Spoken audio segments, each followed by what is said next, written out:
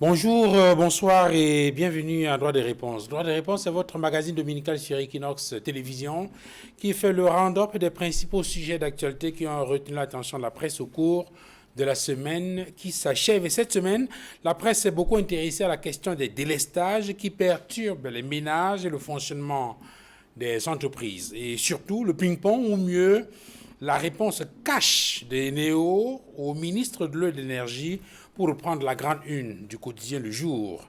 Clairement indexé par ce ministre qui l'accuse de menacer la paix sociale par des interruptions inopinées et prolongées de l'électricité, le distributeur dit avoir besoin de 18 milliards de francs CFA pour contenir les coupures.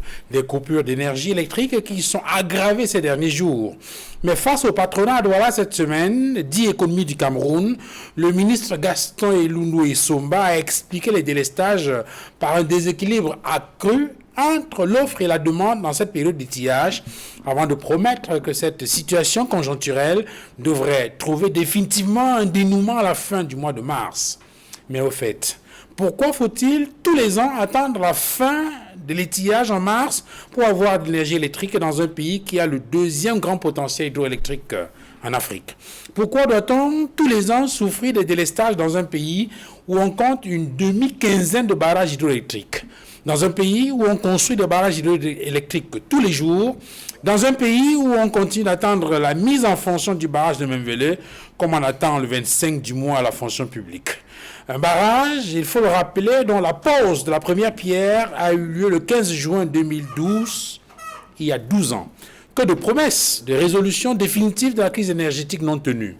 Il faut maintenant tout au moins s'espérer que celles faites en termes de mesures d'accompagnement pour atténuer les effets dévastateurs de la hausse du prix du carburant soient tenues, entièrement tenues. Cameroun Tribune note que le gouvernement a tenu ses engagements pour ce qui concerne les salaires et les allocations familiales. Les deux décrets signés mercredi dernier par le président de la République Paul Biya sont accueillis comme une véritable bouffée d'oxygène au lendemain de la révision à la hausse des prix des produits pétroliers. Pendant ce temps, les transporteurs, eux, sont pratiquement asphyxiés. Ils attendent l'arrêté du Premier ministre qui doit entériner les nouveaux tarifs du transport urbain et interurbain issus des concertations entre les syndicats et le gouvernement, dit Cameroun Tribune. Ces nouveaux tarifs sont de 350 francs CFA le plancher de ramassage en journée et de 400 francs CFA la nuit. 3 000 francs pour le dépôt en journée et 3 500 francs la nuit. Le journal Bougna fait observer que le prix du taxi est passé de 200 francs à 350 francs CFA en 10 ans. Et sur quelle route même? Est-ce que l'État du réseau routier donne même à payer le taxi plus cher sans rechigner? Où sont les moyens de transport en commun dans nos villes? Socatur assure-t-elle? Que fait le gouvernement pour assurer la fluidité de la circulation en milieu urbain, notamment aux heures de pointe? Toutes ces questions et bien d'autres constitueront la toile fond de cette émission Droit de réponse de ce dimanche 25 février 2024. Convié au débat cette mi-journée, j'introduis tout d'abord Aristide Monod. Bonjour, bienvenue.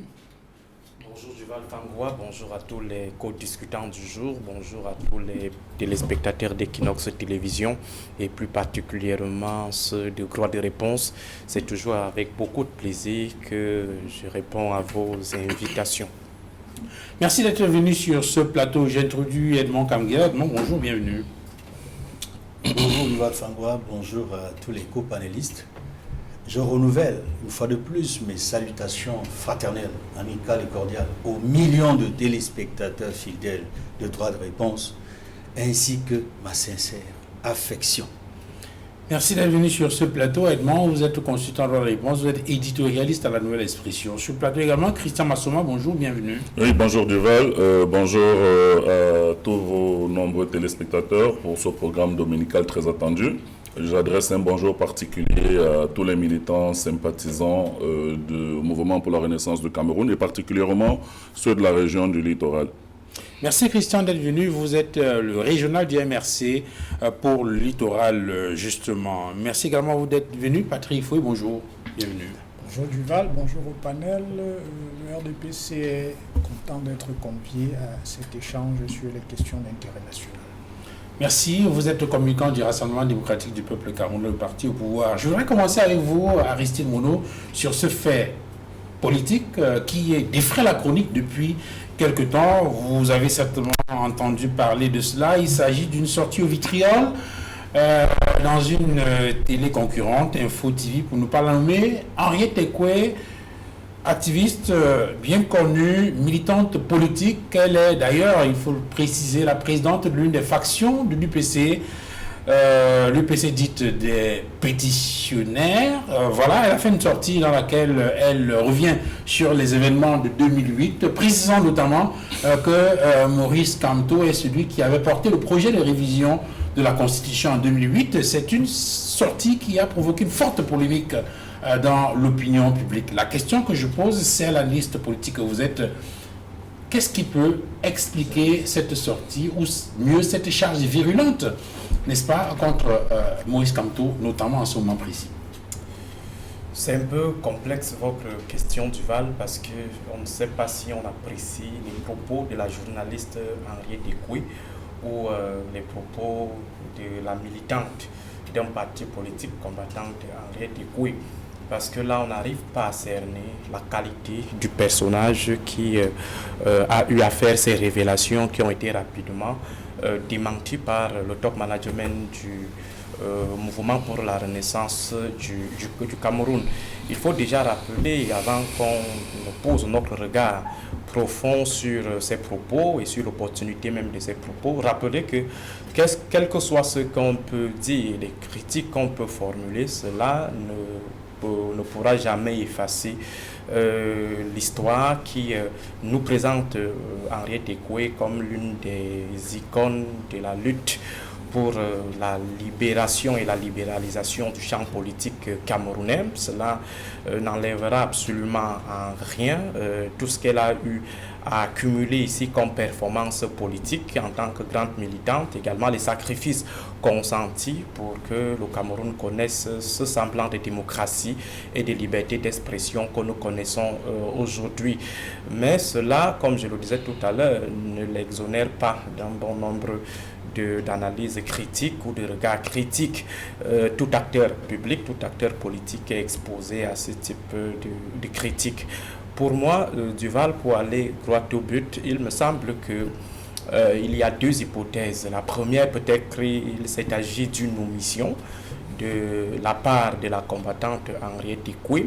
Et d'une autre part, on peut également dire qu'en tant que militante combattante, donc forcément un adversaire politique au mouvement pour la renaissance du Cameroun, elle a dû peut-être penser à une boule puante pour essayer de jeter l'opprobre sur ce parti qui est aujourd'hui assez menaçant face à l'ogre dominant.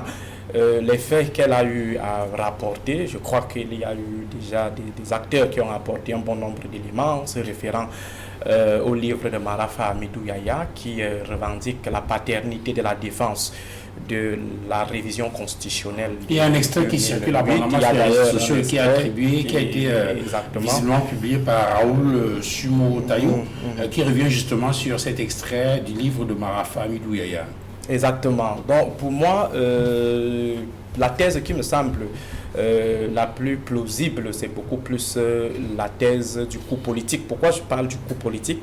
Parce que lorsqu'on essaie d'interroger l'opportunité de cette sortie, l'objectif, l'intention, si on va sur la base selon laquelle Mme Henriette Ekwe lutte pour le départ de Paul Biya, le départ de l'ogre dominant, le départ du régime RDPC, et que Maurice Kamto est également inscrit dans la même perspective, on se demande donc à quoi, qu'est-ce qui justifierait en fait cette sortie publique, à supposer même que Maurice Kamto avait eu à défendre cette modification constitutionnelle, quelle était la portée, quel était le bénéfice pour Mme Henriette Ekwe, quelle était l'opportunité, qu'est-ce qu'elle visait finalement, parce que en fin de compte, on réalise que ça dessert plutôt l'intérêt du combat qu'elle mène, ça c'est l'intérêt de la lutte pour le changement, venir chercher à neutraliser un adversaire avec qui on est pratiquement dans le même camp, ça pose quand même des questions. On se demande, est-ce que ce n'est pas,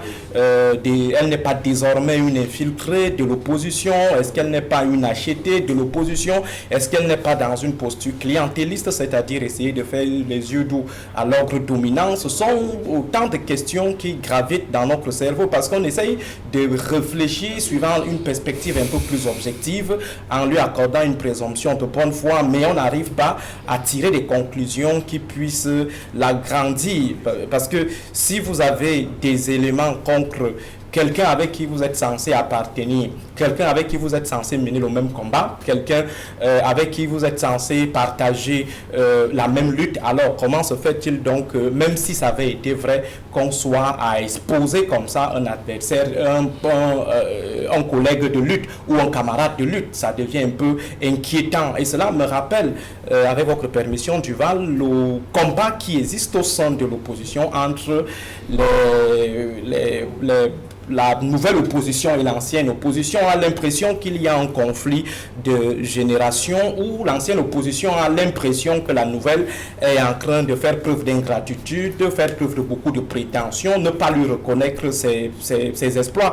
Et pourtant, on sait bel et bien que le combat, la lutte politique, ça ne se joue pas à l'imparfait. C'est comme avec le football, on n'aligne pas les 11 encrans sur la base de l'imparfait. Oui, il y a eu des exploits, mais après, quand il n'y a plus d'exploits, on fait comment? Est-ce qu'on va donc laisser le champ totalement vide parce qu'on a peur de frustrer peut-être ceux-là qui ont eu à mener le combat avant nous? Je pense que cette position, cette sortie de Mme Henriette Ekoué, que nous respectons, à qui nous continuons de vouer une certaine allégeance, cette sortie-là était pour moi inopportune parce qu'elle dessert l'opposition et l'expose, ma foi, aux yeux de certains comme celle-là qui est en train d'être commanditée pour imploser l'opposition. Une thèse qui peut également être soutenable, surtout que le RDPC, donc disons pas le RDPC, l'ordre dominant a toujours pensé des stratégies similaires pour essayer de faire imploser toutes les dynamiques de mutualisation des forces. Il faut voir, il faut lire le temps politique, le timing, à quel moment elle fait cette sortie,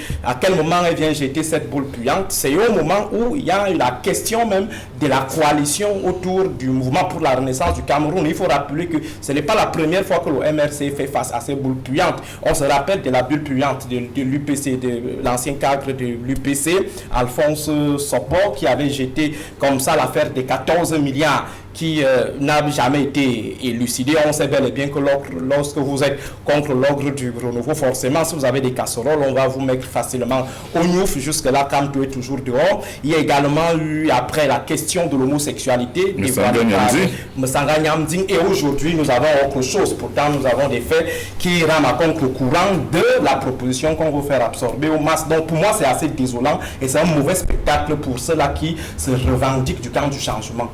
Alors, il faut vous RDPC, comment vous regardez-vous cela? Amusé ou préoccupé? Écoutez, je me souviens qu'il y a 1 ou 2 ans, Henriette Ekoué, pour qui j'ai le plus grand respect, avait déclaré que quand vous faites un tour dans les commissariats de police et dans les brigades de gendarmerie, vous rencontrez exclusivement des ressortissants du centre-sud-est.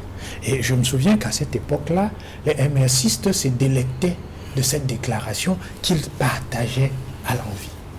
Bon, aujourd'hui, il se trouve qu'elle dit un certain nombre de choses qui leur déplaisent. Du coup, il lui tombe dessus à bras raccourcis. D'ailleurs, je crois qu'il a fallu que Maurice Kamto fasse un holà pour qu'ils arrêtent de l'agonie d'injures. Parce que c'est bien ce qu'on a vu. Mais que dit Henriette Ekoué? Moi, je voudrais qu'on commence par là. Henriette Ekoué dit 4 choses. Premièrement, elle dit que Maurice Kamto est un farceur. Deuxièmement, elle dit qu'il est peu courageux. Troisièmement, elle dit qu'il a activement participé à la révision constitutionnelle de 2008. Et puis, quatrièmement, elle dit qu'il a la tête d'un mouvement qui est noyauté par un suprémacisme rampant. Donc, analysons donc pas à pas chacune des assertions qu'elle fait. Farceur, moi je suis allé regarder dans le dictionnaire parce que ça m'a échappé. Donc j'ai regardé dans le dictionnaire et puis j'ai regardé les synonymes. Et quand on dit farceur, farceur c'est quelqu'un qui raconte des histoires. Et des histoires qui ne sont pas souvent très sérieuses.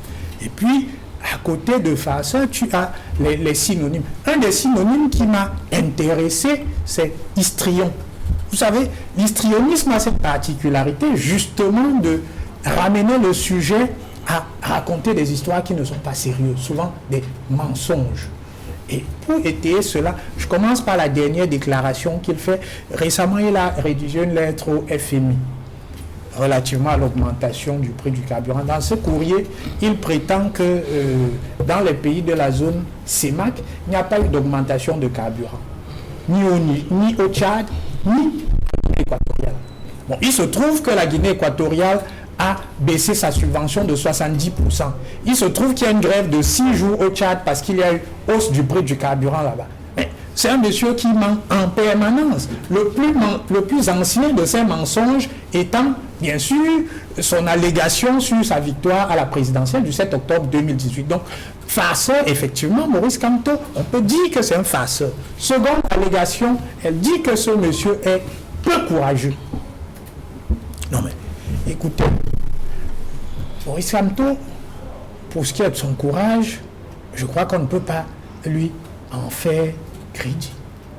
Je considère personnellement que c'est un leader politique qui a peu de courage, c'est-à-dire qui n'assume pas un certain nombre de positions. Et elle a rappelé qu'elle lui a demandé, en échangeant avec lui, de condamner un certain nombre de dérives qui étaient le fait de ses proches, des sympathisants de sa formation politique, et qu'il s'est toujours bien gardé de le faire. Donc si elle allait qu'il est peu courageux, écoutez, qu'est-ce que vous voulez que je fasse? Moi j'en prends acte. Quatrièmement, elle prétend qu'il a activement contribué à la révision constitutionnelle de 2018. Elle précise qu'elle a discuté du sujet avec lui et que les révélations qu'elle fait lui auraient été faites par feu le ministre d'État Amadou Ali. Moi, j'ai la faiblesse de croire que cette dame ne peut pas affabuler. Le fait d'être ministre délégué au ministère de la Justice n'empêche pas de participer activement à la révision de cette constitution. Ce d'autant que, premièrement, il était membre du gouvernement. Deuxièmement, il ne s'est pas désolidariser de ce qui s'est fait. Ça, je passe le fait qu'il ait pu travailler en back-office ou pas. Mais toujours est-il qu'il a été membre du gouvernement, qu'il a accepté cette révision de la Constitution. En tout cas, on ne l'a pas entendu moufter.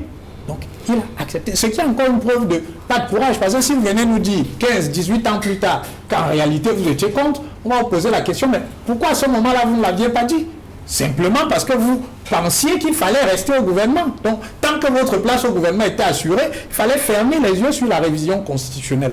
Et puis, dernière chose, elle dit qu'il est à la tête d'un mouvement qui est noté par le suprémacisme. Mais écoutez, cela a également été dit, je crois, hier ou avant-hier, par l'avant-dernière, je ne sais pas si c'est la dernière ou l'avant-dernière, parce que les histoires d'amour avec le MRC durent toujours pas longtemps, mais l'avant-dernière égérie du MRC elle-même a aussi déclaré qu'il y a un grégarisme patent au sein de cette formation politique. Je prends un seul chiffre pour asserter cela.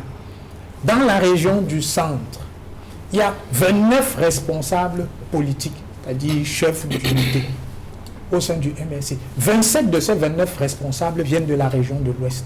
Bon, si ce n'est pas du suprémacisme, moi je ne sais pas ce que c'est.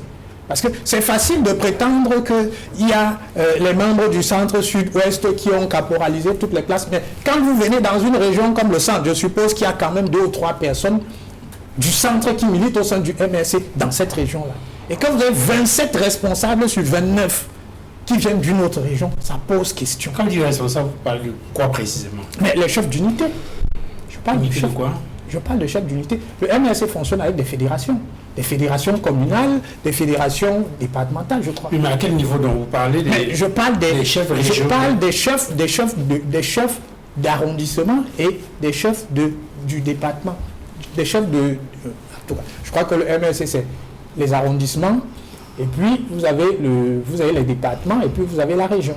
Donc je dis, au total, dans le centre, il y a 27. Cette information a été donnée par un militant du MRC. Elle n'est pas de moi. Et elle a fait jaser pendant longtemps sur les réseaux sociaux. Il y a un militant qui, à ce moment-là, a démissionné justement parce qu'il dénonçait cet état de fait. Donc on n'apprend rien ici. Donc je dis, ça pose quand même un sérieux problème. Ce n'est pas parce que M. Christian Massoma est responsable régional du MRC pour le littoral que cette question ne se pose pas. Donc, elle dit des choses qui ont déjà été dites par un certain nombre de personnes. On peut en discuter. Ok. Alors, Christian Massoma, il y a un certain nombre d'éléments qui ont justement été évoqués par Henriette Ekwe dans cette sortie et qui sont repris ici par Patrick Lifoué. Je voudrais qu'on reste édifier les téléspectateurs, qu'on reste sur les faits, parce que de mon point de vue, je peux me tromper, les qualificatifs, bon, vraiment c'est relatif, hein, un X peut trouver que tu es farceur, on trouve que tu es sérieux, vraiment on ne va pas débattre de ça ici. Ce qui nous intéresse, c'est la vérité des faits. Quand on dit que Maurice Kamto a activement participé, parce que là maintenant il faut qu'on comprenne, il a participé activement. Bon, maintenant il faut qu'on donne un contenu activement pour savoir exactement de quoi il était question. Quelle est la vérité des faits dans cette affaire de manœuvre de modification de la Constitution en 2008? Duval, avant de commencer mon propos, je voudrais d'abord signifier mon indignation par rapport aux propos utilisés par M. Rifé pour qualifier le président national du MRC.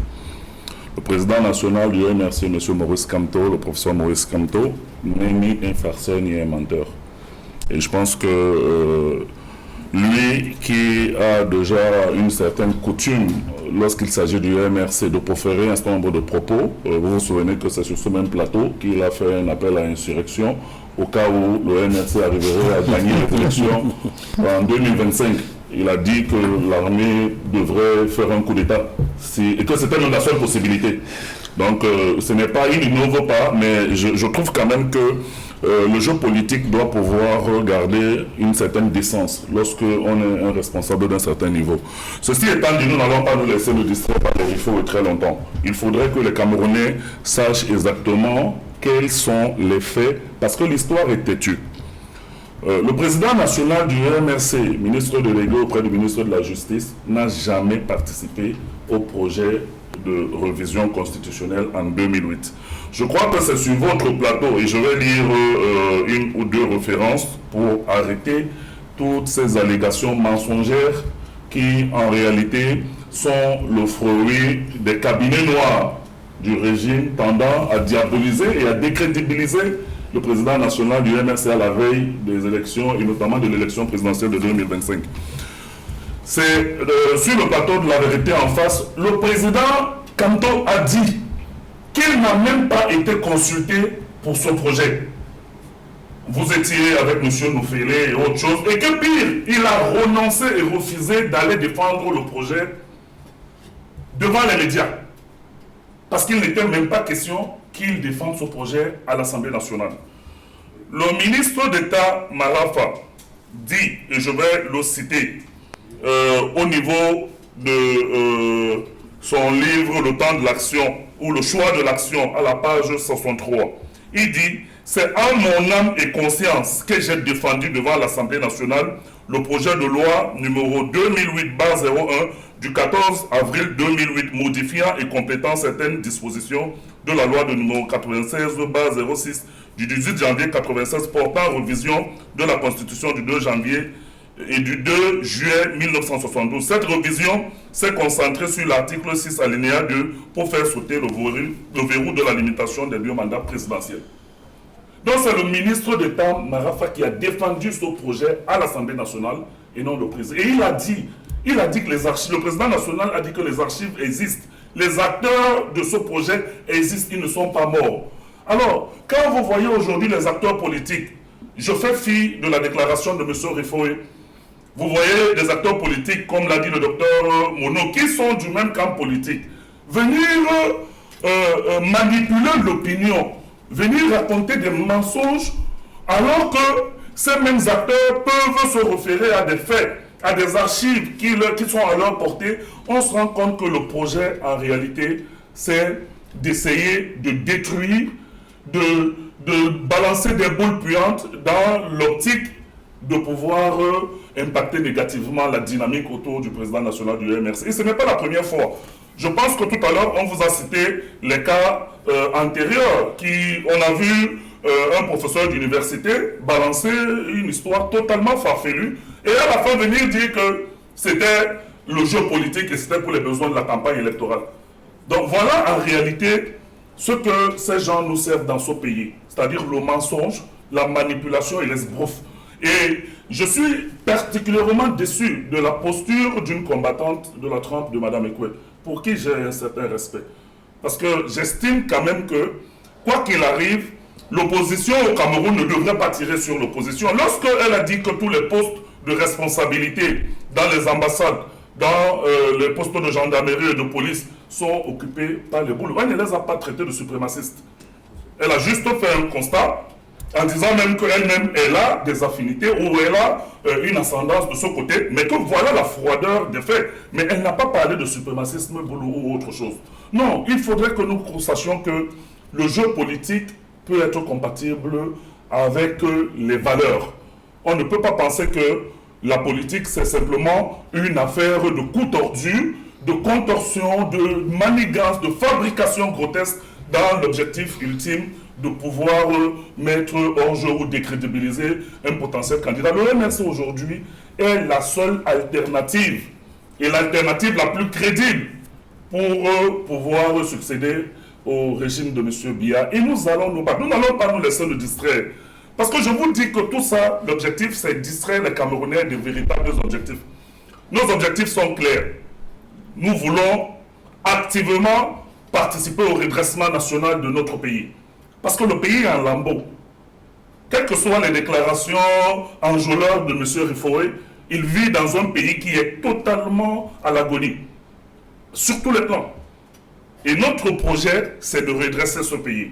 C'est pour ça que nous nous appelons les Camerounais, une fois de plus, à s'inscrire massivement sur les listes électorales, à voter le moment venu, à surveiller leur vote et à défendre ce vote contre le régime prédateur défendu par les amis de M. Rofeu. Non, les mensonges autour du président national, ils vont continuer. On va même, excusez-moi le terme, moi je ne veux pas me montrer insultant comme certains, mais on va aller chercher des larbins au quartier bientôt pour venir dire Maurice Kamto est ici, Maurice Kamto. Vous n'innovez pas et vous ne surprenez personne.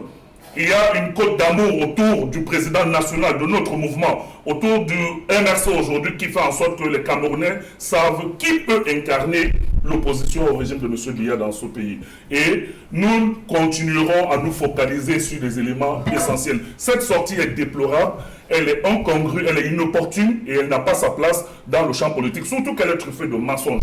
Il venait de faire d'autres déclarations qui ne sont pas vérifiables.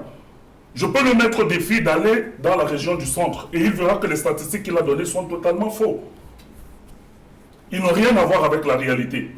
Donnez donc la réalité des faits. Non, je ne suis pas... Vous avez les chiffres, vous ne les avez pas. Vous me demandez d'aller regarder.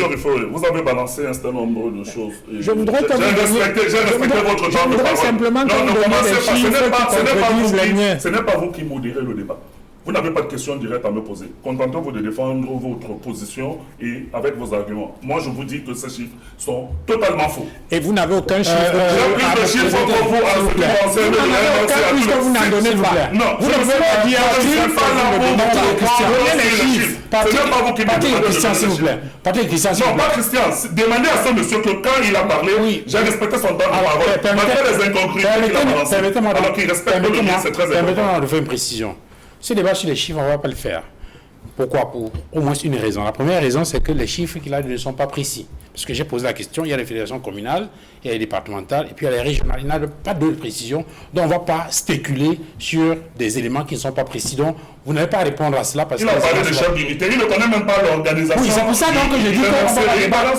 C'est pour ça que je dis qu'on ne va pas débattre de ça. Parce que c'est l'objectif toujours de balancer des votes. S'il vous plaît, Christian. C'est pas ça la question ce soir. Je donne la parole à Edmond. Edmond Kamgia, vous êtes consultant. Mais bon. Non, vous allez prendre la parole tout à l'heure. Alors, je donne la parole à Edmond. Edmond, vous êtes consultant et je précise que vous êtes juriste. Donc, vous êtes capable de nous donner un certain nombre d'éléments qui permettent de bien comprendre.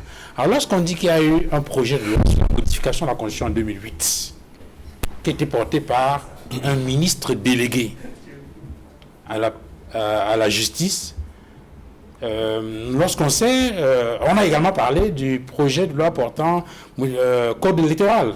En 2012, je crois que ça a également apparu, dans les déclarations qui ont été faites par Henri Tekwe. Alors, Ce qui nous intéresse, c'est d'apporter la précision du juriste que vous êtes sur ces éléments-là pour permettre aux uns et aux autres de comprendre. Permettez-moi d'abord de dire tout le bien, toute l'estime, le respect et la considération que j'ai pour Henriette Ekoué, que j'ai connue il y a très très longtemps, pendant de nombreuses années, lorsqu'elle est sortie de la clandestinité. Et je dois préciser que lorsqu'elle sort de la clandestinité, dans l'UPC, elle est militante.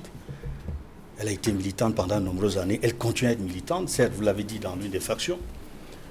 Mais c'est pour vous dire qu'en réalité, c'est une grande personnalité. C'est un personnage pour qui j'ai beaucoup de respect, je l'ai dit tantôt. D'abord pour la combattante politique, celle qui a lutté avec ses camarades contre, j'allais dire, ceux qui ont colonisé, entre guillemets, le Cameroun, parce que le Cameroun n'a jamais été une colonie, ni française, ni anglaise, ni allemande, contre les colons, notamment les Français, ceux qui ont contraint l'UPC à la lutte armée pour que nous ayons notre indépendance. Elle a participé ardemment, elle a fait le sacrifice de sa vie pour cela. Beaucoup sont morts d'ailleurs. Je voudrais ici, en passant, pour ne pas être très long, rappeler que dans les années 90, il y a eu l'affaire Yondo Black. Et dans cette affaire, elle fut arrêtée. Elle a passé plusieurs années de prison avant de relâcher plus tard avec Yondo Black, le bâtonnier Yondo Black, et Kananissé, et d'autres personnes qui avaient été interpellées dans le cadre de cette affaire. Et rappelons qu'il y en a qui avaient été condamnés à de nombreuses années, comme Tekam Jean-Michel, condamné par contumace, 5 ans. Elle avait été condamnée, je crois, 4 ans, ou 3 ou 4 ans. Anissé Ekane et Yondo Black également. Tout simplement parce qu'ils s'étaient réunis dans la perspective de voir autrement le Cameroun. C'est-à-dire un Cameroun qui ne vit plus sous le parti unique, mais un Cameroun qui respecte sa constitution. C'est-à-dire, il y a l'article 3 de la Constitution qui existe toujours, les partis politiques participent à l'expression du suffrage. Et c'était une ouverture au multipartisme. Malheureusement, pendant de nombreuses années, on n'a pas connu le retour au multipartisme. Je rappelle qu'il y a eu le multipartisme au Cameroun avant l'indépendance. Mais plus tard, à cause de l'unification des partis politiques, le 1er septembre 1966, on a été dans un régime de parti unique de fait. Alors Henriette Ekoué fait partie avec Yondo Black et d'autres acteurs qui ont voulu le retour au multipartisme. Elle a été arrêtée, elle a connu la torture. Et pour cela, je lui dois beaucoup de respect. Je tiens à le préciser, c'est très important. Et j'ai été le tout premier journaliste à qui elle a accordé une interview quand elle est sortie de la clandestinité. Elle s'en souvient si elle nous suit. Elle a révélé beaucoup de choses. Et aujourd'hui, elle est fière de cette interview qu'elle m'avait accordée pour la Nouvelle Expression. Je rappelle qu'elle était responsable du journal de l'UPC à cette époque. Elle ne travaillait pas encore à la Nouvelle Expression. Plus tard, elle nous rejoint à la Nouvelle Expression et j'ai le privilège et l'honneur d'être son rédacteur en chef. Donc je la connais bien, parfaitement. Je sais de quoi elle est capable. Je connais sa capacité à analyser les faits, sa capacité à commenter l'actualité nationale et internationale.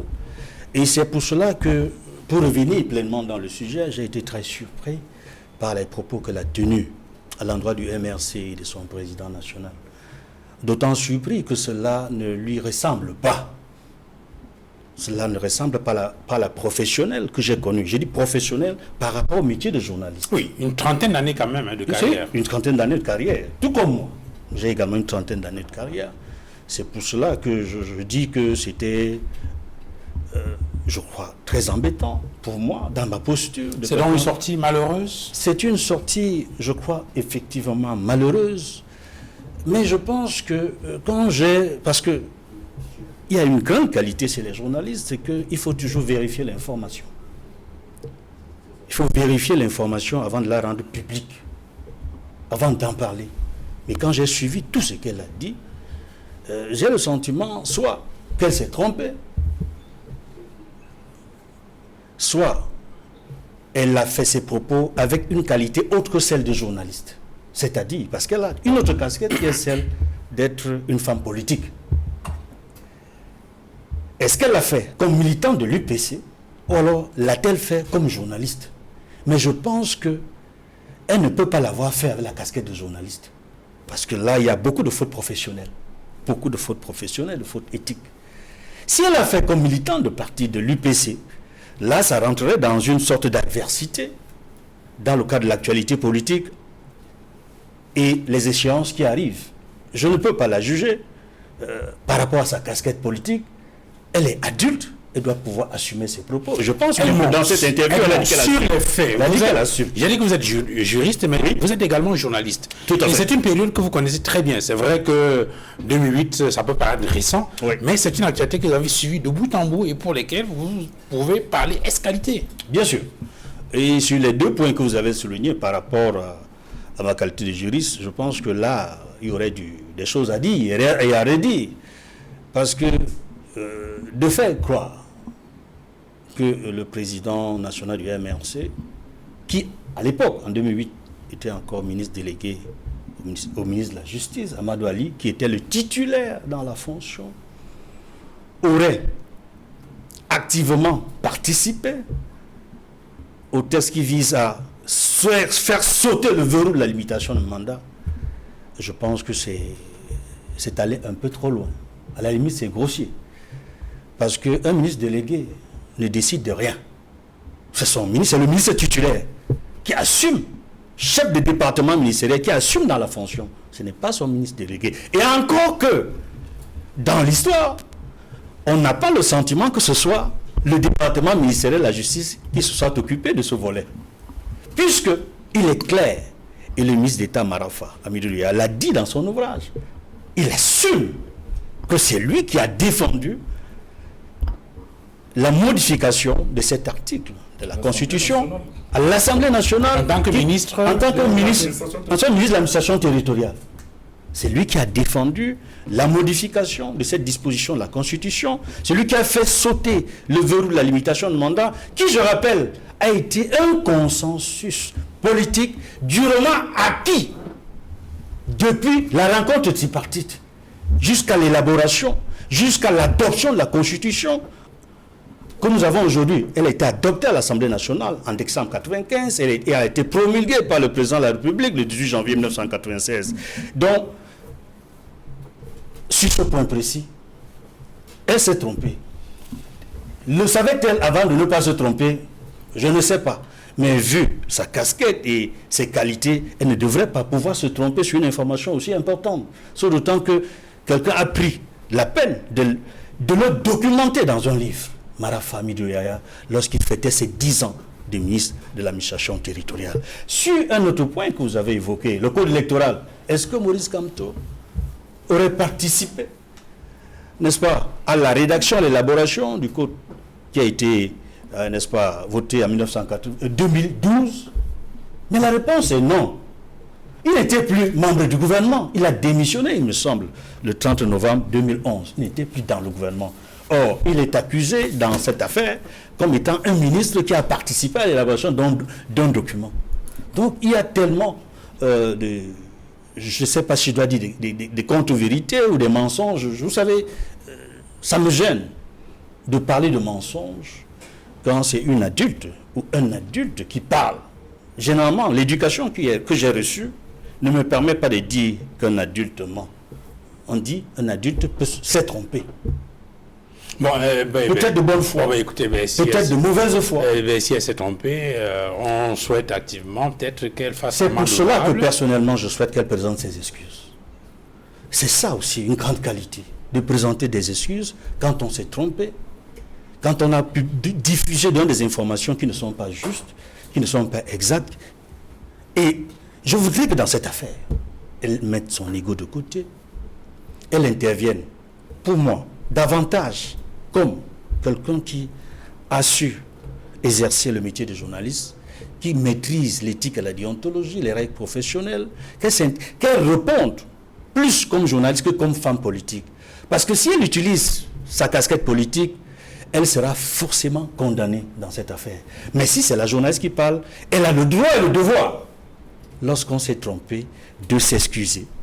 Pas le même média dans lequel on s'est exprimé pour dire qu'on s'excuse. Une erreur s'est glissée dans mes propos, ça arrive. Personne n'est parfaite. Et c'est pour cela que je pense que cette affaire de la sortie d'Henri Tekoué me gêne beaucoup. Parce que, je le disais tantôt, c'est quelqu'un qui devrait normalement rentrer dans le panthéon de l'histoire politique de ce pays. Je voudrais quand même apporter une petite précision, s'il vous plaît. Excusez-moi de faire cette contorsion. Maurice Kamto a dit lui-même que la logique aurait voulu qu'on le consultât. Parce que personne n'ignore dans ce pays que Maurice Kamto est publiciste, constitutionnaliste, l'un des meilleurs, sinon le meilleur pour contrôler notre pays.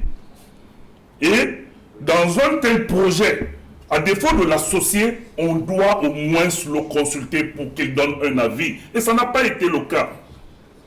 Et il l'a dit. Et personne parmi les acteurs de 2008 n'est sorti pour démentir Maurice Kamto en disant que non, on l'a consulté ou il a participé à ce projet. On se retrouve aujourd'hui avec les Rifoé qui viennent raconter des choses totalement surréalistes dont ils ne maîtrisent ni l'alpha, ni l'oméga, ni le béaba, ni rien du tout. Non, je le dis pour prendre sa défense, il n'en a pas besoin lui-même. Le professeur Maurice Kamto n'a pas participé au projet de révision constitutionnelle en 2008. Okay. Et ceux qui veulent continuer à distraire les Camerounais peuvent continuer dans ce type d'affabulation, mais la réalité est immuable. Et Maurice Kamto n'y a pas participé, ni de près, ni de loin. Très bien.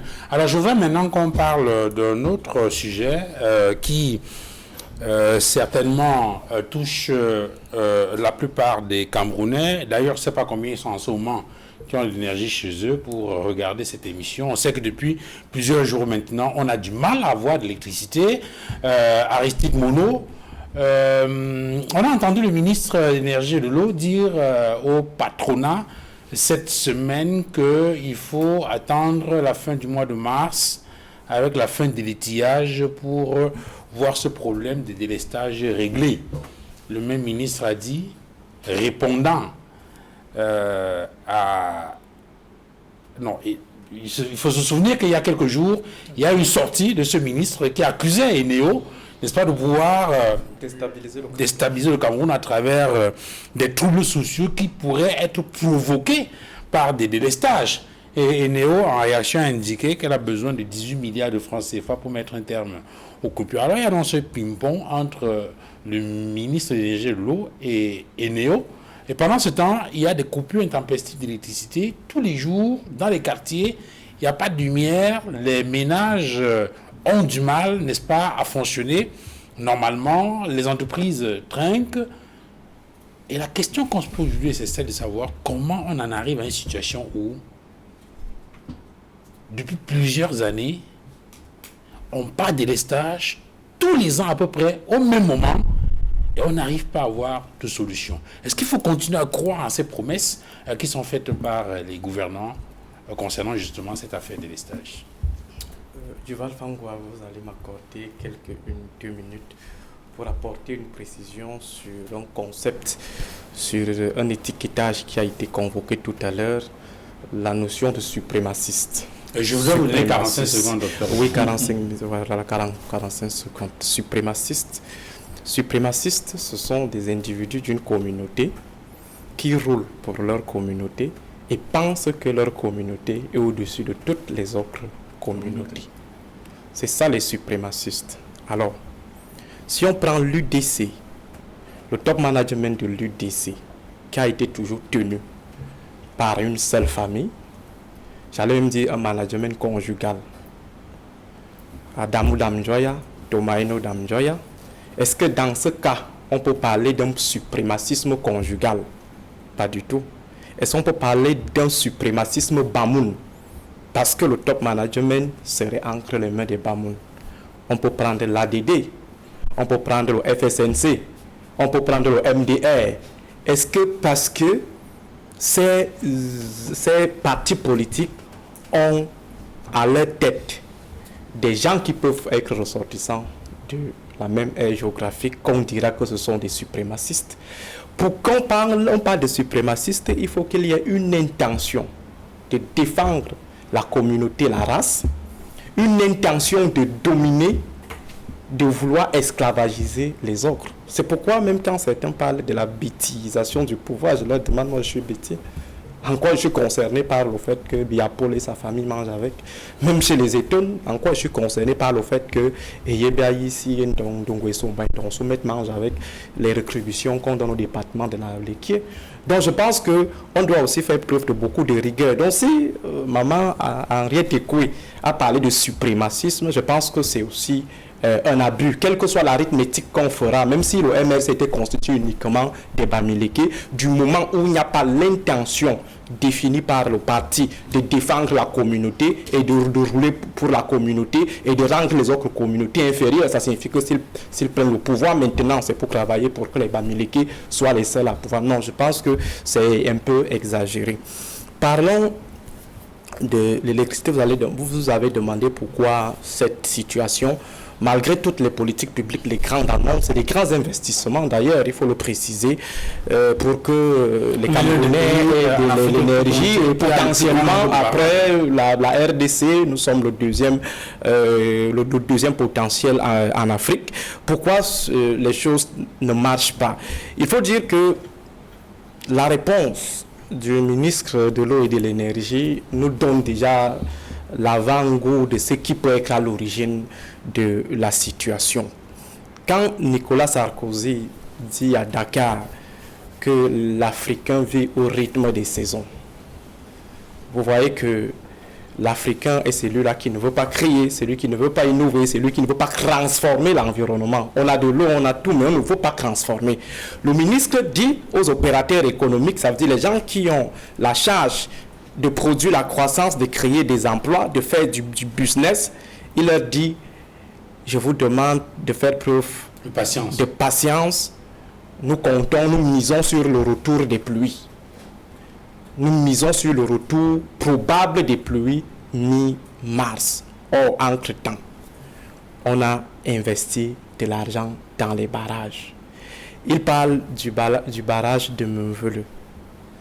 Comment se fait-il que nous soyons à un déficit de plus de 180 MW pour ce qui est de Meuvelu, avec tous ces investissements, et on vous dit que c'est à cause en fait de la sécheresse, des changements climatiques. Or, dans les pays où on est un peu plus évolué mentalement, intellectuellement, on pense créer des barrages de retenue d'eau pour que nous n'ayons pas ces incidences ou ces méfaits de la sécheresse ou des changements climatiques. Depuis 2022, qu'on a annoncé la création, la construction de ce barrage de retenue d'eau, jusqu'à ce jour, il n'y a aucun projet palpable dans ce sens. On a pris de l'argent, on a investi près de 450 milliards qu'on a investi en Actigal à Batchenga. Aujourd'hui, on vous fait savoir que en lieu et place de 440 mégawatts, vous aurez droit à 60 mégawatts. Ça signifie que vous dépensez autant d'argent pour une attente pratiquement de plus de 400 mégawatts, mais on vous dit, et on s'en vante même, on vous dit on aura 60 mégawatts. Et les 60 mégawatts sont toujours attendus comme l'enfant de cirage. Beaucoup de reports, décembre. Ce n'est plus décembre, c'est le 24 février. Ce n'est plus le 24 février, c'est fin mars. Nous sommes à l'attente des 60 mégawatts pour un édifice qui nous a pris de l'argent pour produire minimum 400 mégawatts. Et vous avez le barrage de Lompanga. Lompanga a été, les Camerounais ont sorti leur argent pour que Lompanga nous produise 30 mégawatts. Ce n'était même pas trop demandé, 30 seulement. Jusqu'à ce jour, on vous parle de 7 mégawatts. Juste peut-être pour alimenter la ville de Bertoigne. C'est pas trop, on parle de 115 villages, c'est pas trop. Vous voyez qu'en fait, il y a d'abord la question même de l'orientation des politiques publiques, de l'état d'esprit de ceux qui portent les politiques publiques et les intentions de prédation de ceux qui portent ces politiques publiques de l'électricité au Cameroun. Vous vous rendez compte que la Banque mondiale, le dernier rapport de la Banque mondiale, nous fait savoir que le barrage de Natchigal fait partie de ces projets qui ont été triplement, disons, multipliés par 6 par rapport aux autres barrages qu'on a vus dans des pays qui partagent pratiquement les mêmes caractéristiques que le Cameroun. Donc ça signifie, on sort de l'argent et en retour, il n'y a absolument rien. Et on met les Camerounais dans une logique des promesses éternelles. Vous voyez que le véritable problème n'est pas celui de la ressource. Vous avez parlé du potentiel électrique du Cameroun. Vous avez parlé, on a parlé de la mobilisation des fonds qui ont été alloués. Mais en retour, on vous rassure qu'il faut plutôt attendre le retour des pluies ou tout simplement espérer que Dieu nous envoie la pluie après autant d'investissements. Ça signifie qu'on est beaucoup plus dans une méchanceté pure et simple, parce que Dieu seul sait le préjudice que cela peut provoquer au niveau des ménages. Aujourd'hui, vous avez un discours, demain vous avez un autre discours. Le ministre vous fait savoir, ça fait juste quelques semaines, que si nous n'avons pas l'électricité dans les ménages, c'est Néo qui serait dans un projet de déstabilisation du Cameroun en disant, s'il y a troubles sociaux au Cameroun, c'est votre responsabilité qui sera engagée. Ça, c'est en février. Ça, c'est il y a de cela quelques semaines. Et cette semaine, le ministre arrive, il vous dit que ce n'est plus le problème des néos, c'est plutôt le problème des pluies. Finalement, il ne sait pas ce qui est à l'origine du problème. Et c'est là l'un des manquements les plus graves de notre management. Ça signifie qu'on procède par tâtonnement. Est-ce qu'on peut nous dire, pour ce qui est même de la chaîne de production, de transformation et de commercialisation, aujourd'hui on pointe du doigt Eneo, mais que fait-on de celui qui est en charge de produire l'électricité, l'entretien des barrages? On avait toute une entreprise ici qui avait la charge de graguer les barrages, gragage. Où en sommes-nous aujourd'hui? Vous avez Sonatrel qui doit transporter l'énergie. Pourquoi est-ce qu'on interroge, pourquoi est-ce qu'on ne met jamais en avant la responsabilité de Sonatrel? Et à un moment donné, on a envie de regretter des gens qu'on ne devrait même pas regretter. Ça veut dire qu'on peut regretter Nyat Difendi. On peut dire que moi, quand lui il était encore là, on avait quand même un semblant d'énergie. Mais avec Eneo, c'est le chaos total. Et après, quand il y aura implosion, peut-être quand les Camerounais vont décider d'une manière ou d'une autre de faire valoir leur liberté, on va commencer à aller pointer du doigt les opposants en disant qu'ils sont en train d'instrumentaliser les Camerounais. Pourtant, il y a des acteurs qui font tout et pour tout pour que les Camerounais prennent en otage les rues. Patrick, il faut identifier ceux qui sont en train d'organiser les troubles sociaux. Parce que le ministre a indexé Eneo l'autre fois, en indiquant qu'à travers les coupures intempestives d'électricité, Eneo serait pleinement responsable des troubles sociaux qui adviendraient à la suite de ces délestages-là. Bon, il semble que le discours du ministre a évolué un tout petit peu, mais il y a un sérieux problème d'accès à l'énergie. Je voudrais rappeler, j'ai retrouvé ça, c'est un discours du président de la République. C'était le 14 juin 2012, donc il y a 12 ans aujourd'hui. C'était la pose de la première pierre du barrage hydroélectrique de Memveleux. Le président de la République disait ceci: l'accès à l'énergie est un enjeu majeur pour notre pays. Et j'ai aussi souvent déploré que les projets de cet ordre que nous avions étudiés et mis au point n'aient pas pu voir le jour. En 2012. J'en ai mesuré les conséquences. Sans énergie, en effet, il ne peut y avoir de développement véritable. Il ne peut y avoir d'industrie. Il ne peut y avoir d'économie moderne. Et il va plus loin en disant: les délestages parfois prolongés ont perturbé le fonctionnement de l'administration, des services sociaux et même des organismes de sécurité quand ils n'ont pas provoqué des pertes en vies humaines. Et il dit: j'avais annoncé dans mon discours du 31 décembre, là il parle du 31 décembre 2011, la pose de la première pierre de l'aménagement hydroélectrique de Memveleux. Nous y sommes. Dans quelques années se dressera ici un barrage qui alimenterait une centrale de 200 MW qui permettra de renforcer en énergie le réseau interconnecté sud, d'approvisionner le futur complexe industriel-portuaire de Kribi, et voilà, etc., etc. Alors là, on est en 2012. Et aujourd'hui, en 2024, ça fait 12 ans. Et on continue d'attendre, n'est-ce pas, que Memveleux puisse fonctionner de façon optimale pour produire l'énergie dont les Camerounais ont besoin. Le président de la République faisait le constat en 2012 qu'il y a des délestages. 12 ans après, on continue de remarquer qu'il y a des délestages au Cameroun. Ça s'est accentué. Vous avez ça. Est-ce qu'il n'y a pas j'ai failli reprendre l'expression du professeur Yamdi, est-ce qu'il n'y a pas un coup d'état scientifique?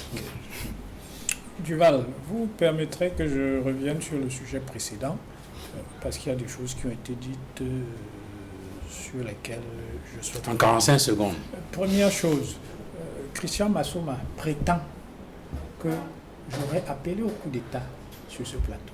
Je voudrais lui rappeler, ainsi qu'à tous ceux qui nous écoutent, que Maurice Kamto a porté plainte. Et en attendant le verdict d'un tribunal, cette allégation n'a jamais eu lieu. Donc, je considère que c'est un accident de langage. Non, pas du tout. Si d'aventure, ces propos étaient repris par lui ou par un autre responsable du MRC, je serais dans l'obligation d'attraire cet individu devant les tribunaux. Ça, c'est la première. Monsieur.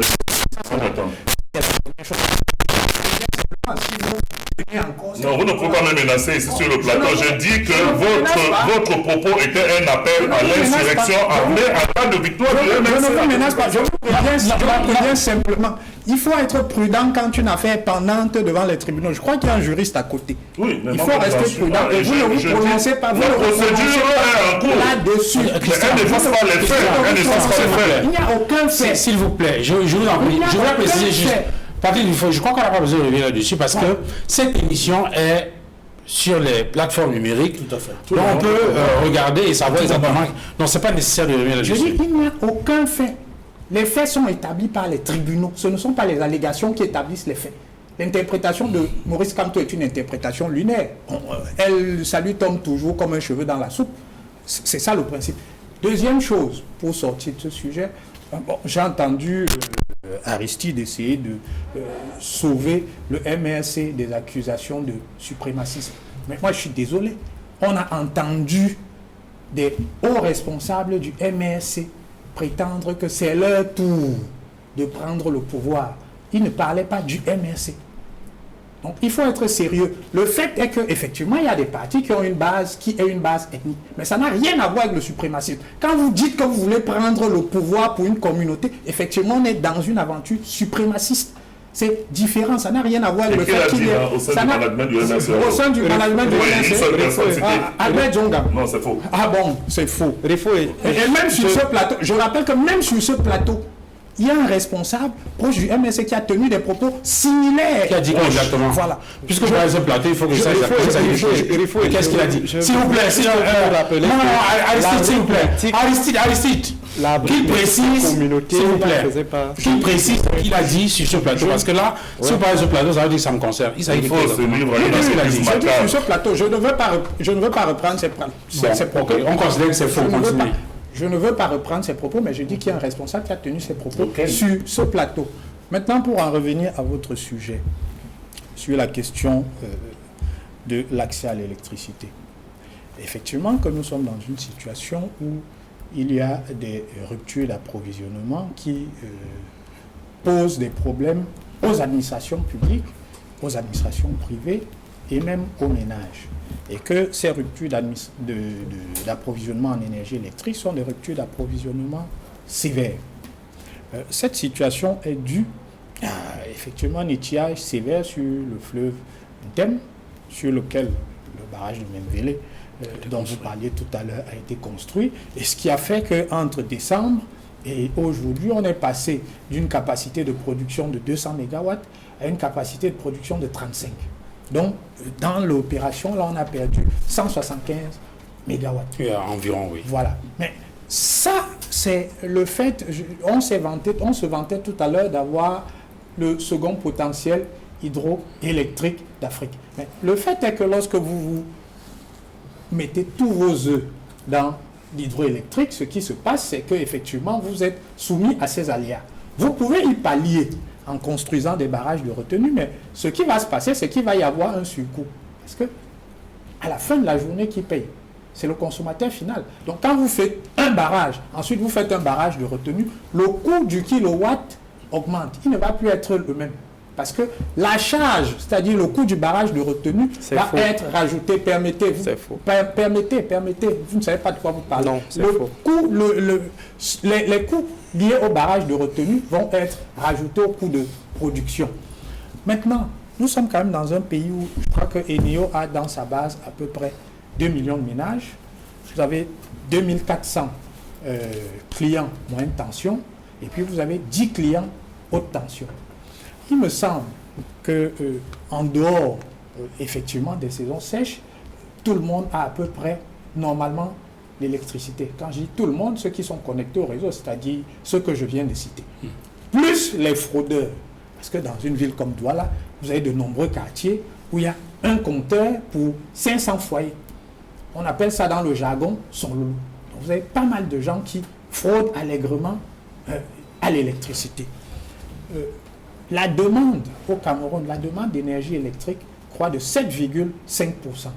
Ce qui signifie que même si quand vous rajoutez les installations, ça ne signifie pas que vous résorbez totalement la demande qui elle-même reste dynamique. Ah non, là je vous interromps parce que c'est pas ce qui transparaît du message du président de la République dont je parlais tout à l'heure. Parce qu'il dit que 2012. Oui, il est en 2012, il dit dans quelques années se dressera ici un barrage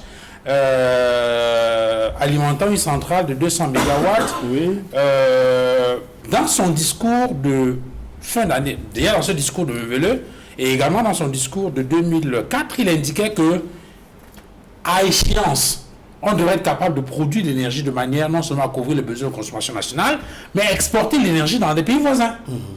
Ça veut dire qu'il tient en compte, n'est-ce pas, les perspectives dont vous parlez. Non, mais écoutez, je crois vous avoir dit que lorsque nous sommes en situation normale, c'est-à-dire quand nous ne sommes pas en situation d'étiage, tout le monde, la demande nationale est couverte. Ce qui signifierait en réalité que si aujourd'hui vous rajoutez le potentiel de Nachtigal, vous allez être au-dessus de cette demande. C'est d'ailleurs pour ça que la Banque mondiale est en train de financer un projet d'interconnexion avec le Tchad.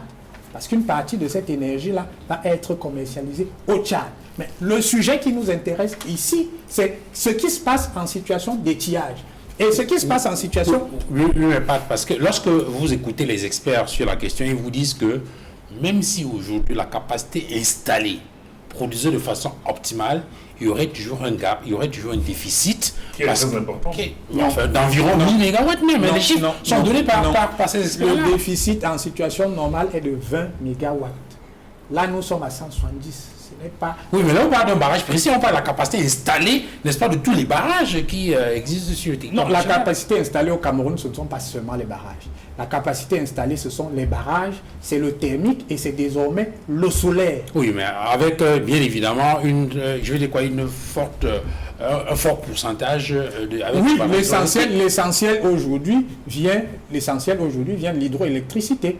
Mais je crois justement qu'au plus fort, quand le président fait son discours, en 2010-2011, nous sommes aussi à une période où il y a de très importants délestages au Cameroun.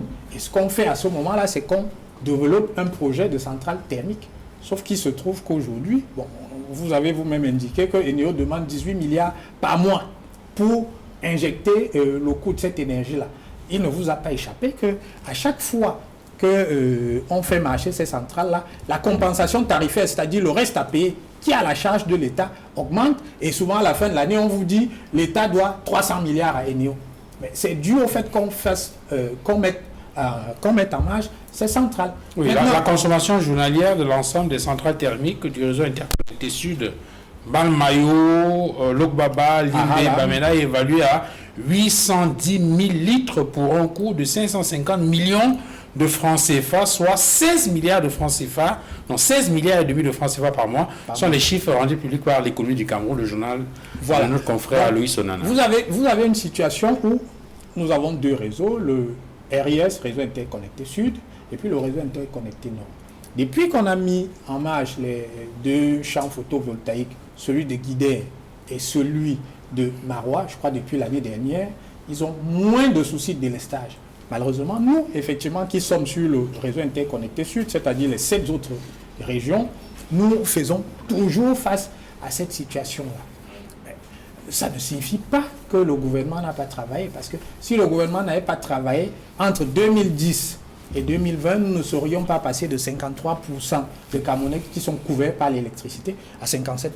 Et je rappelle que le gouvernement cherche des financements pour faire passer notre taux de couverture, Le gouvernement cherche des financements pour faire passer notre taux de couverture de 70% en 2023. Ce sont les sources de l'INS à 100% en 2030. Maintenant, pour en revenir précisément à ce qui fait problème. Le problème dans notre système, c'est que nous sommes trop dépendants de l'hydroélectricité. C'est vrai que nous avons développé le thermique, mais c'est trop coûteux. Et avec les coûts de l'essence actuellement, effectivement, ça pose problème. La solution, c'est peut-être, comme on a commencé à le faire au nord, comme on est en train de le faire à Djoum, de développer des sources alternatives.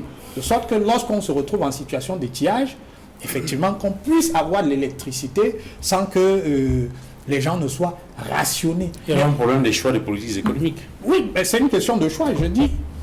En même temps, en 2010, il ne faut pas faire de l'Uchronie. L'Uchronie consiste à juger ce qui s'est fait en 2010 avec les yeux d'aujourd'hui.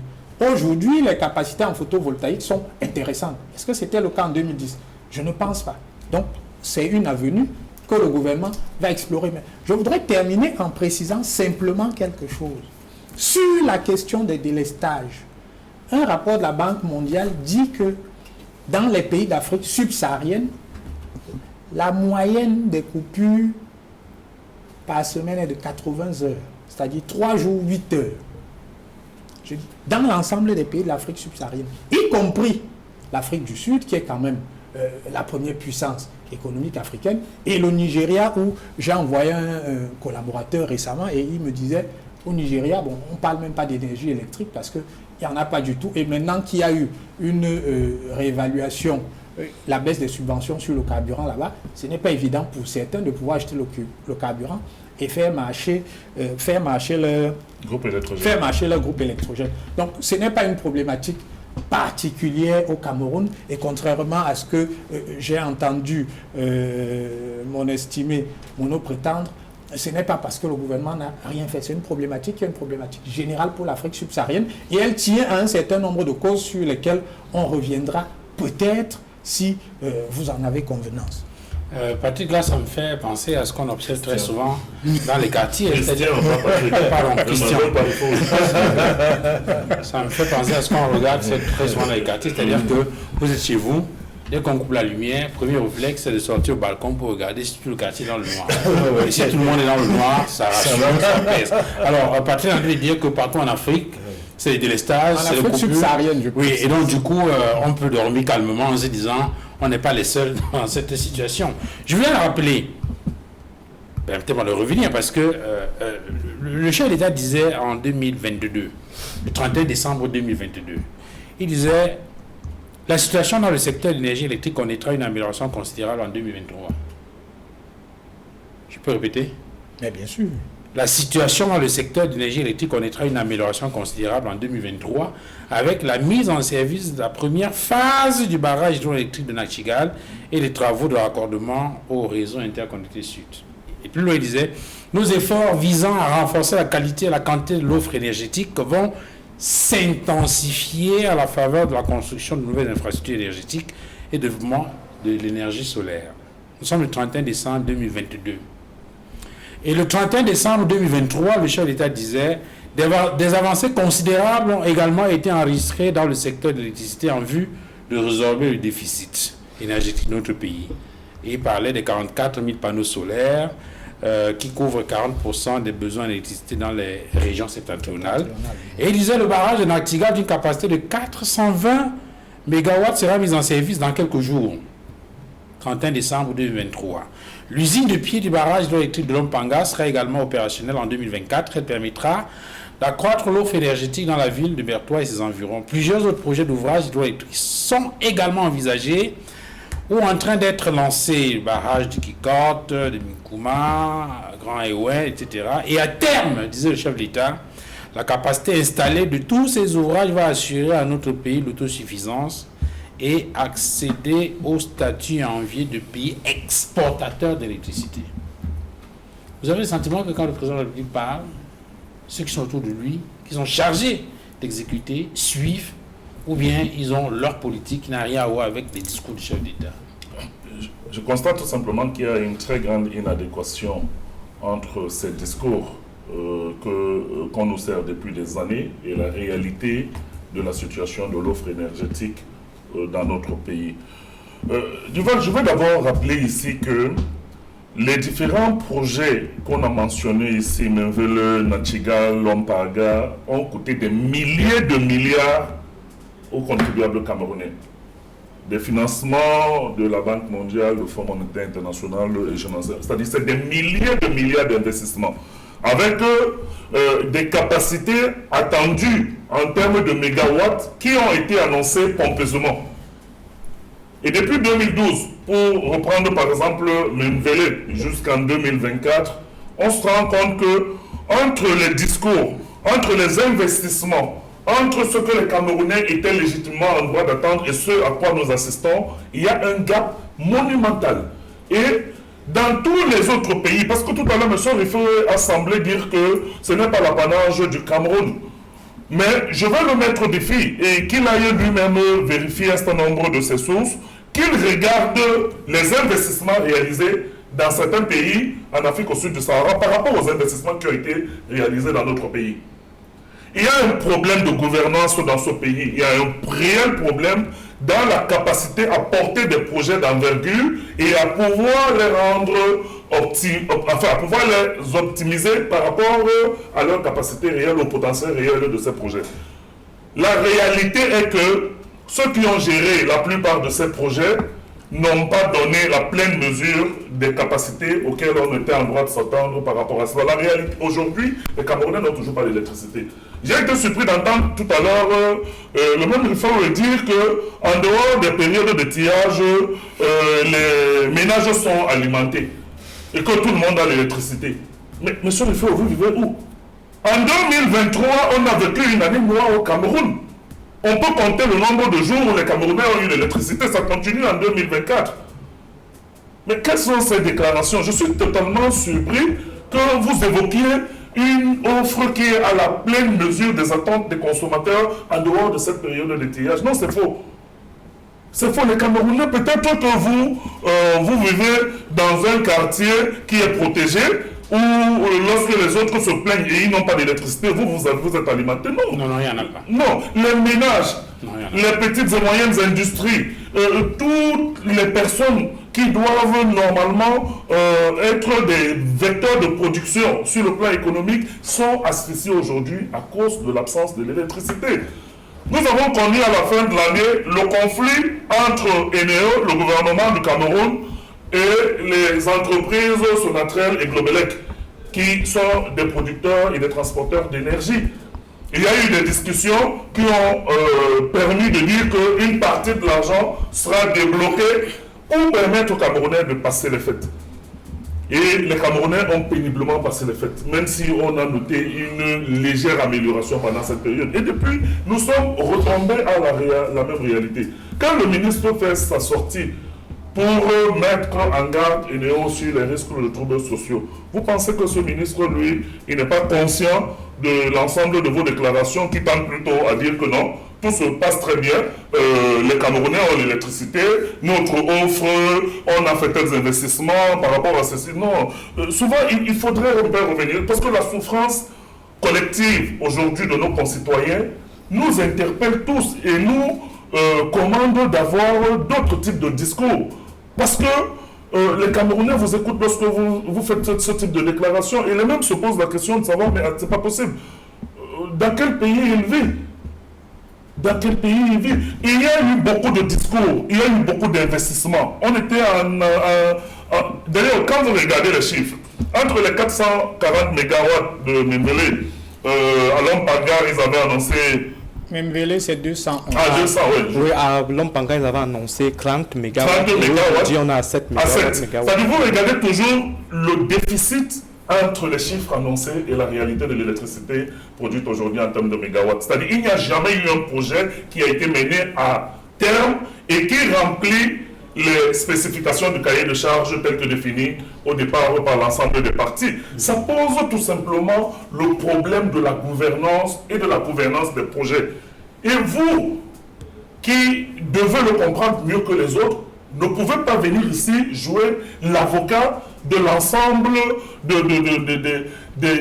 des échecs que le gouvernement a conduit en matière de ces grands projets qui devraient, selon les discours du président de la République lui-même, permettre que les Camerounais sortent du noir. Nous vivons toujours dans le même noir et l'horizon continue de s'assombrir. Moi, je ne vois rien. En dehors des discours qu'on nous sert et qu'on nous a toujours servi, nous constatons que, in fine, nous n'avons pas d'énergie et que nous continuerons à être asphyxiés. Donc moi, je voudrais dire une chose. Vous avez parlé de sources alternatives, oui.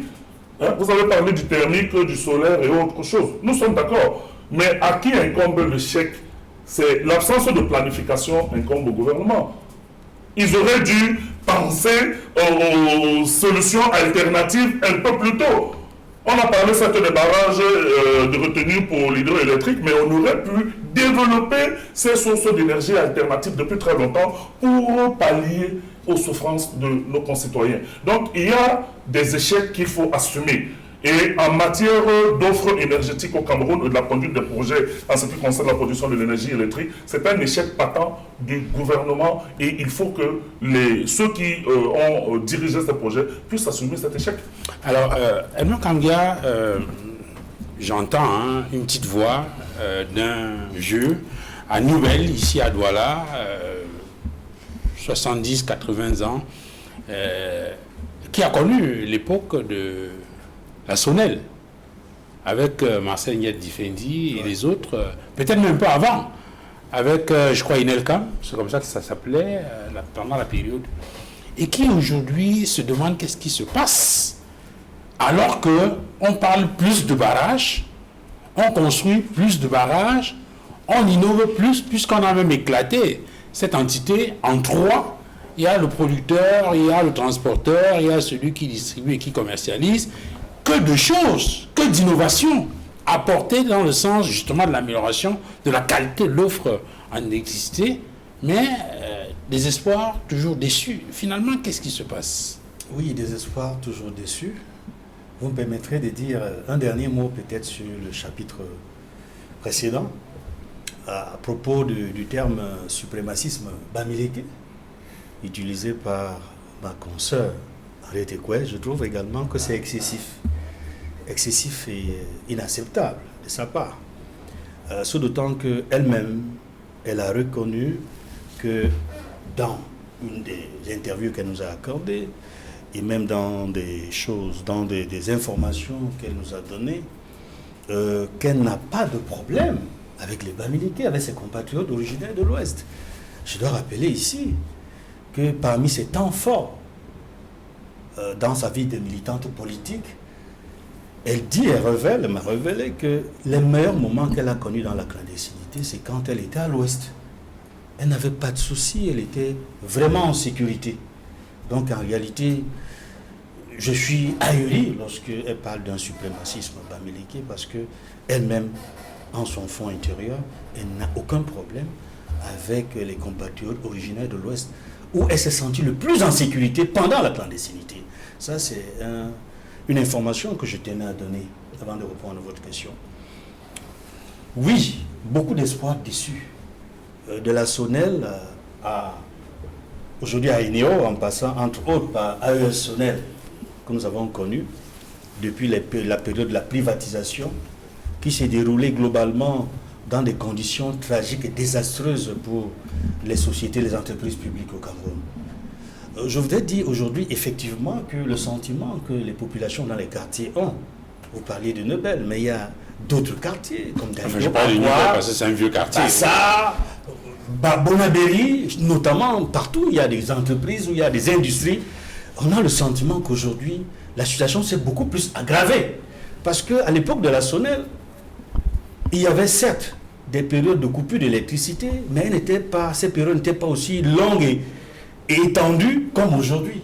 Avec AES Sonel, on a connu une période de délestage. Il y avait même un calendrier de délestage au cours desquels il s'efforçait de maîtriser le temps, pendant le temps de lessiage, de délestage, et puis il revenait dans une proportion acceptable à fournir l'énergie dans les ménages et dans les entreprises qui permettaient quand même aux Camerounais de s'en sortir. Mais depuis ce temps, on a le sentiment qu'avec, malheureusement, ces mastodontes, je dois le dire ainsi, ces projets structurants, les grands barrages qui ont coûté des milliers de milliards, alors qu'on s'attend, si l'on s'en tient au discours du chef de l'État, c'est les discours des 5 ou 10 dernières années, on avait le sentiment que la situation allait s'améliorer de manière progressive. Parce que la situation qu'il décrit en 2012, c'est à peu près la même situation qu'on vit aujourd'hui. Et c'est même aggravé par rapport à 2012. Parce que, voyez-vous, pour parler seulement du discours du chef de l'État du 30 décembre 2023, il nous annonce la mise en service dans quelques jours de Nachingad. Dans quelques jours, nous serons au mois de mars. Ça va faire 3 mois. 3 mois après l'annonce dans quelques jours de la mise en service de Nachingad. Dois-je parler de mensonge? Dois-je dire que ce n'est pas la réalité? Mais tous les Camerounais constatent que ce que dit le chef de l'État n'est pas la réalité sur le terrain. Aujourd'hui, Enéo se plaint. Il est même mis en garde par le ministre de l'Eau et de l'Énergie que vous serez responsable si demain il y a une explosion sociale.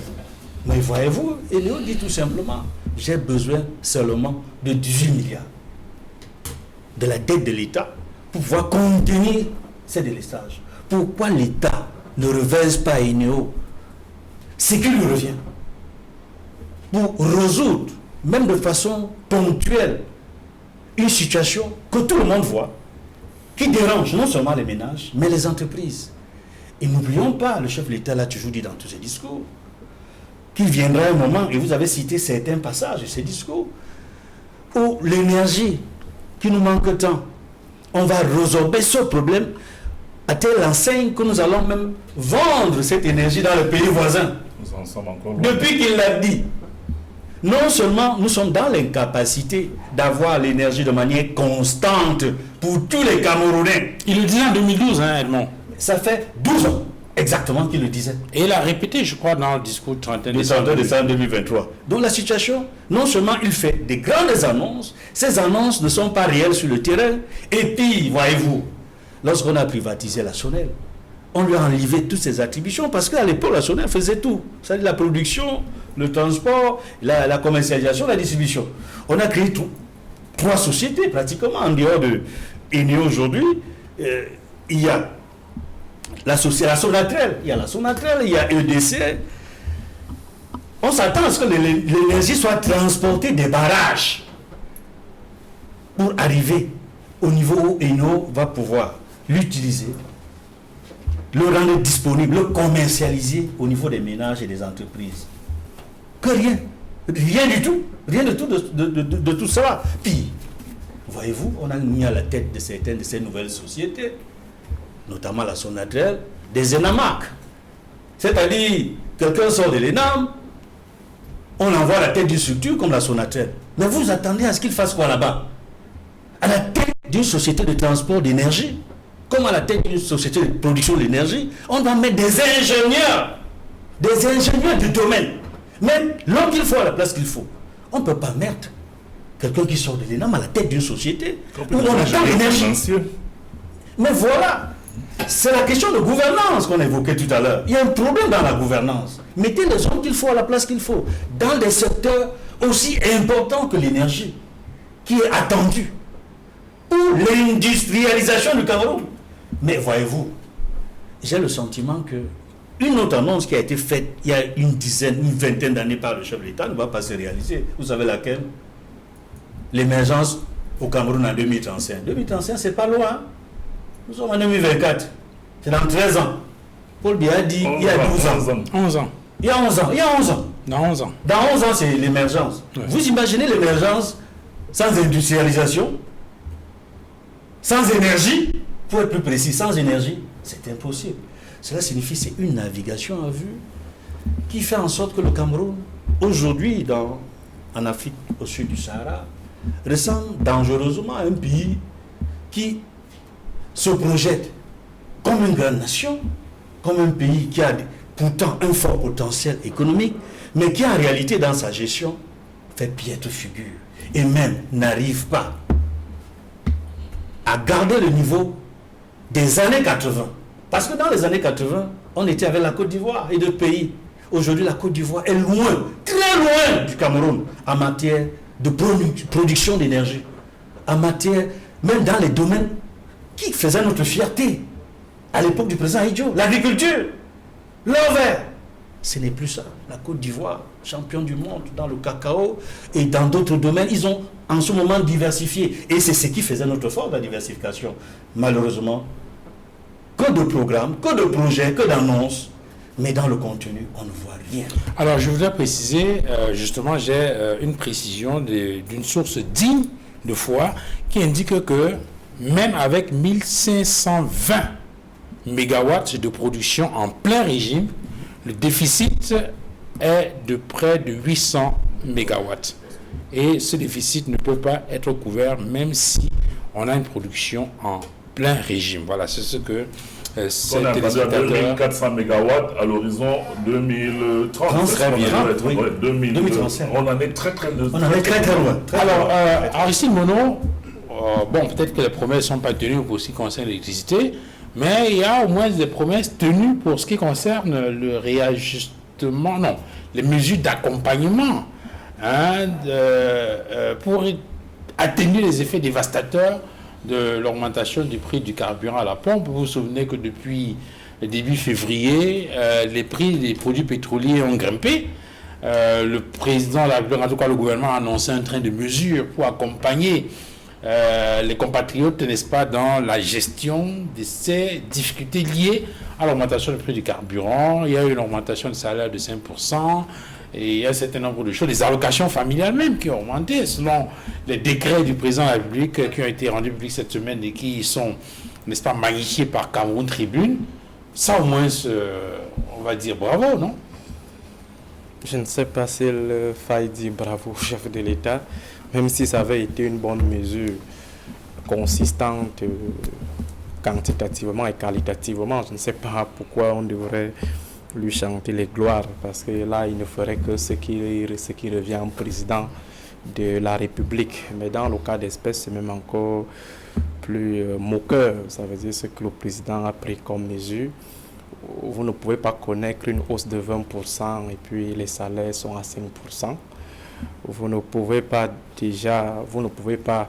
ajouter 2700 francs aux allocations familiales et vous estimez que désormais à moins de 5000 francs, ça peut soutenir les ménages. Je me demande bien si, lui-même en tant que président de la République, s'il arrive à aligner à la CMPS Brenda et Junior, on lui donne moins de 10 000 francs pour les 2 enfants, il peut s'en sortir comme ça chaque fin du mois. Je pense que c'est une marque de la sous-inspiration du gouvernement face à une situation assez complexe qui lui échappe aujourd'hui, parce qu'il faut rappeler que la hausse du prix des hydrocarbures, c'est une pression du FMI face à des contre-performances que le gouvernement a fait preuve.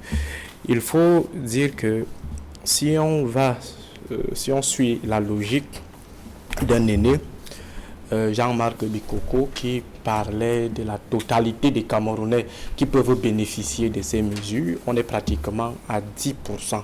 Donc on parle là de la fonction publique et de la fonction privée.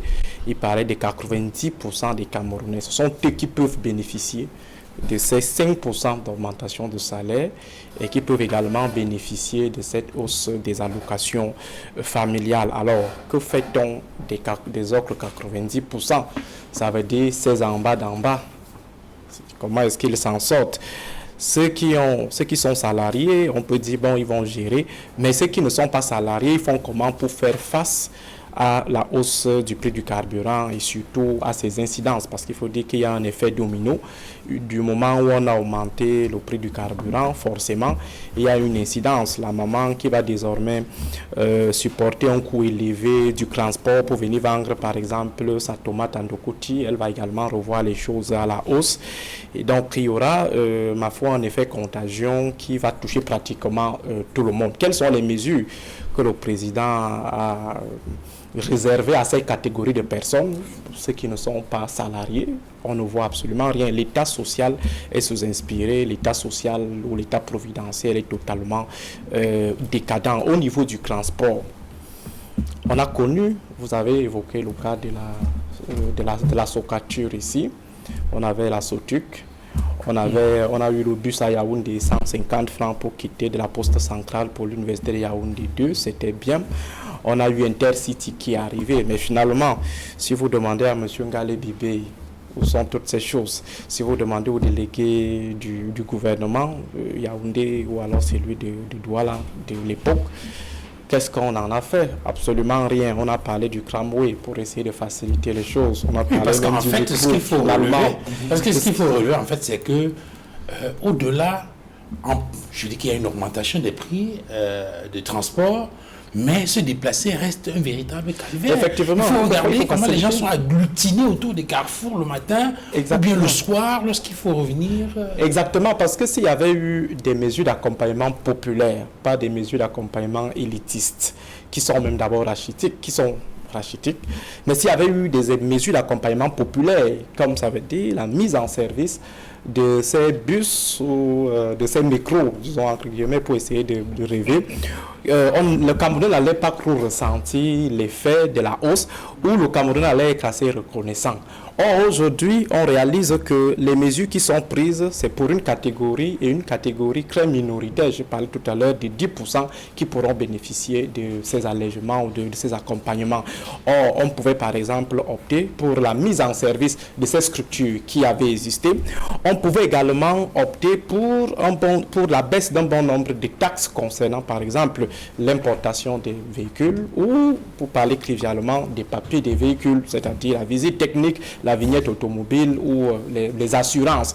Là, le transporteur n'allait pas ressentir le coût, il allait maintenir pratiquement le prix initial et cela n'allait pas être répercuté au niveau du citoyen moyen. Or, on se rend compte que ce sont des mesures qui, ma foi, n'ont aucun impact sur les en bas d'en bas, sur des Camerounais d'en bas. C'est beaucoup plus les choses de cela et d'un petit groupe d'ailleurs. Et je me dis, l'implosion que redoutent les uns et les autres, venant, je ne sais pas de quel acteur, cette implosion, si ça arrive un jour, ce qui n'est pas un souhait, ça sera tout simplement l'émanation ou la fermentation de ce qui entoure le président Paul Biya. On a égrené un bon nombre de situations pas du tout gaies en termes de gouvernance ici. Pour un président qui a encore la tête sur ses deux épaules, on serait déjà passé quand même en deuxième, troisième gouvernement pendant son mandat. Mais vous réalisez que depuis pratiquement, je crois que c'est depuis 2019 que M. Diongo est à la tête du gouvernement. On a maintenu pratiquement les mêmes hommes malgré les décès, malgré les disparitions, malgré les frasques, les scandales, les guettes. Ils sont toujours là. Ça signifie que d'une manière ou d'une autre, le président de la République est complice. Et il ne fait pas preuve de beaucoup d'ouverture dans le sens de l'amélioration ou dans l'écoute même des pleurs des Camerounais qui ne font que dire, Monsieur le Président, vos histoires que vous avez mises sur pied ne servent pas du tout les Camerounais.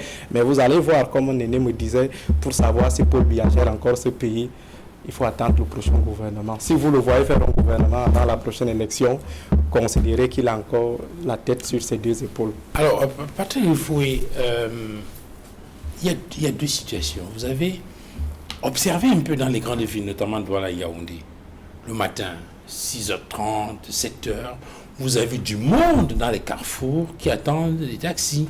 Et bien évidemment, les conducteurs de taxi, eux, ils se prennent un peu la tête. Parfois, vous entendez 400 francs CFA avec monnaie. Et vous avez des gens qui attendent là pratiquement pendant 1h, 1h30 avant de partir. C'est le même manège le soir, lorsqu'il faut revenir à la maison.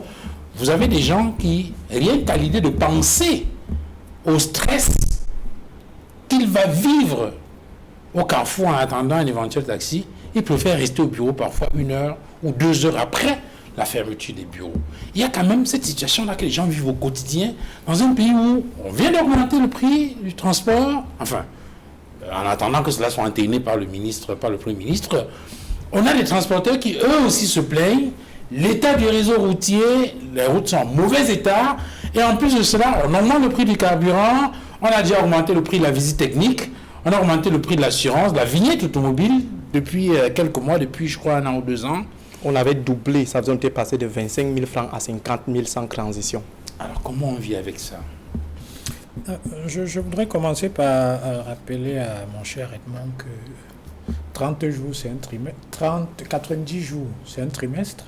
Oui. C'est aussi 3 mois plutôt. Oui. C'est un trimestre, mais ça fait aussi 90 jours. Oui. Donc quand le chef d'État dit dans quelques jours, ce sera dans quelques jours. Ça peut même dans 2 ans. Comme dans 2 ans. Oui, vous pouvez toujours journaliser. Tout à fait. La formule garde toute sa pertinence. Tout à fait. Deuxième chose, je crois que il a échappé à Aristide que Brenda et Junior ne sont plus éligibles aux allocations familiales. Je crois qu'ils ont chacun un peu plus de 21 ans. Ils s'en sortaient à l'époque. Ils ne sont pas éligibles, donc leurs parents ne bénéficieront pas de ce relèvement des allocations. Dernière chose, pour sortir de là, quand on parle de suprémacisme, ça ne signifie pas qu'on dit que tout un groupe ethnique l'est. Ça signifie qu'on dit que dans ce groupe ethnique, il y a des individus qui le sont. Ils sont probablement majoritaires, mais il se trouve qu'ils sont peut-être... Ils sont minoritaires, mais il se trouve qu'ils sont peut-être majoritaires au MRC. Et tous les groupes ethniques au Cameroun ont des suprémacistes. On va faire Tous les groupes ethniques, ça veut dire même chez les États, il y a des ethnofascistes. On va faire une autre émission. Exclusivité. On va faire une autre émission sur le suprémacisme. Ce n'est pas le sujet pour l'instant. Je vais la question. Donc, effectivement, tu en as dans tous les groupes ethniques. Donc, le Pourquoi sujet... il ne l'a pas dit plus tôt? Parce que c'était ta contribution était très sous-jacente. Il fallait le dire dès le départ. Il ne m'a pas laissé terminer mon développement. Je suis désolé, il ne m'a pas laissé terminer mon développement. Il aurait dû me laisser aller au bout. Mais bon, ça va. Donc, maintenant, pour en revenir à votre question,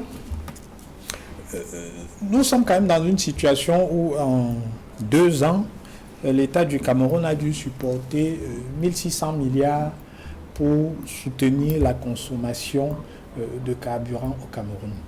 Et c'était devenu difficilement tenable pour les finances publiques. Mono indiquait fort justement que c'est sur les conseils insistants de nos partenaires économiques et financiers que le gouvernement finit par se résoudre à relever 2 fois en 2 ans le prix du carburant.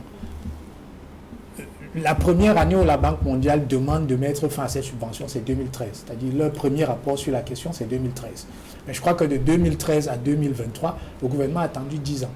Pour une raison très simple, c'est qu'entre 2013 et 2022, le pic de la subvention, c'était justement 2013, on avait été à un peu plus de 400 milliards.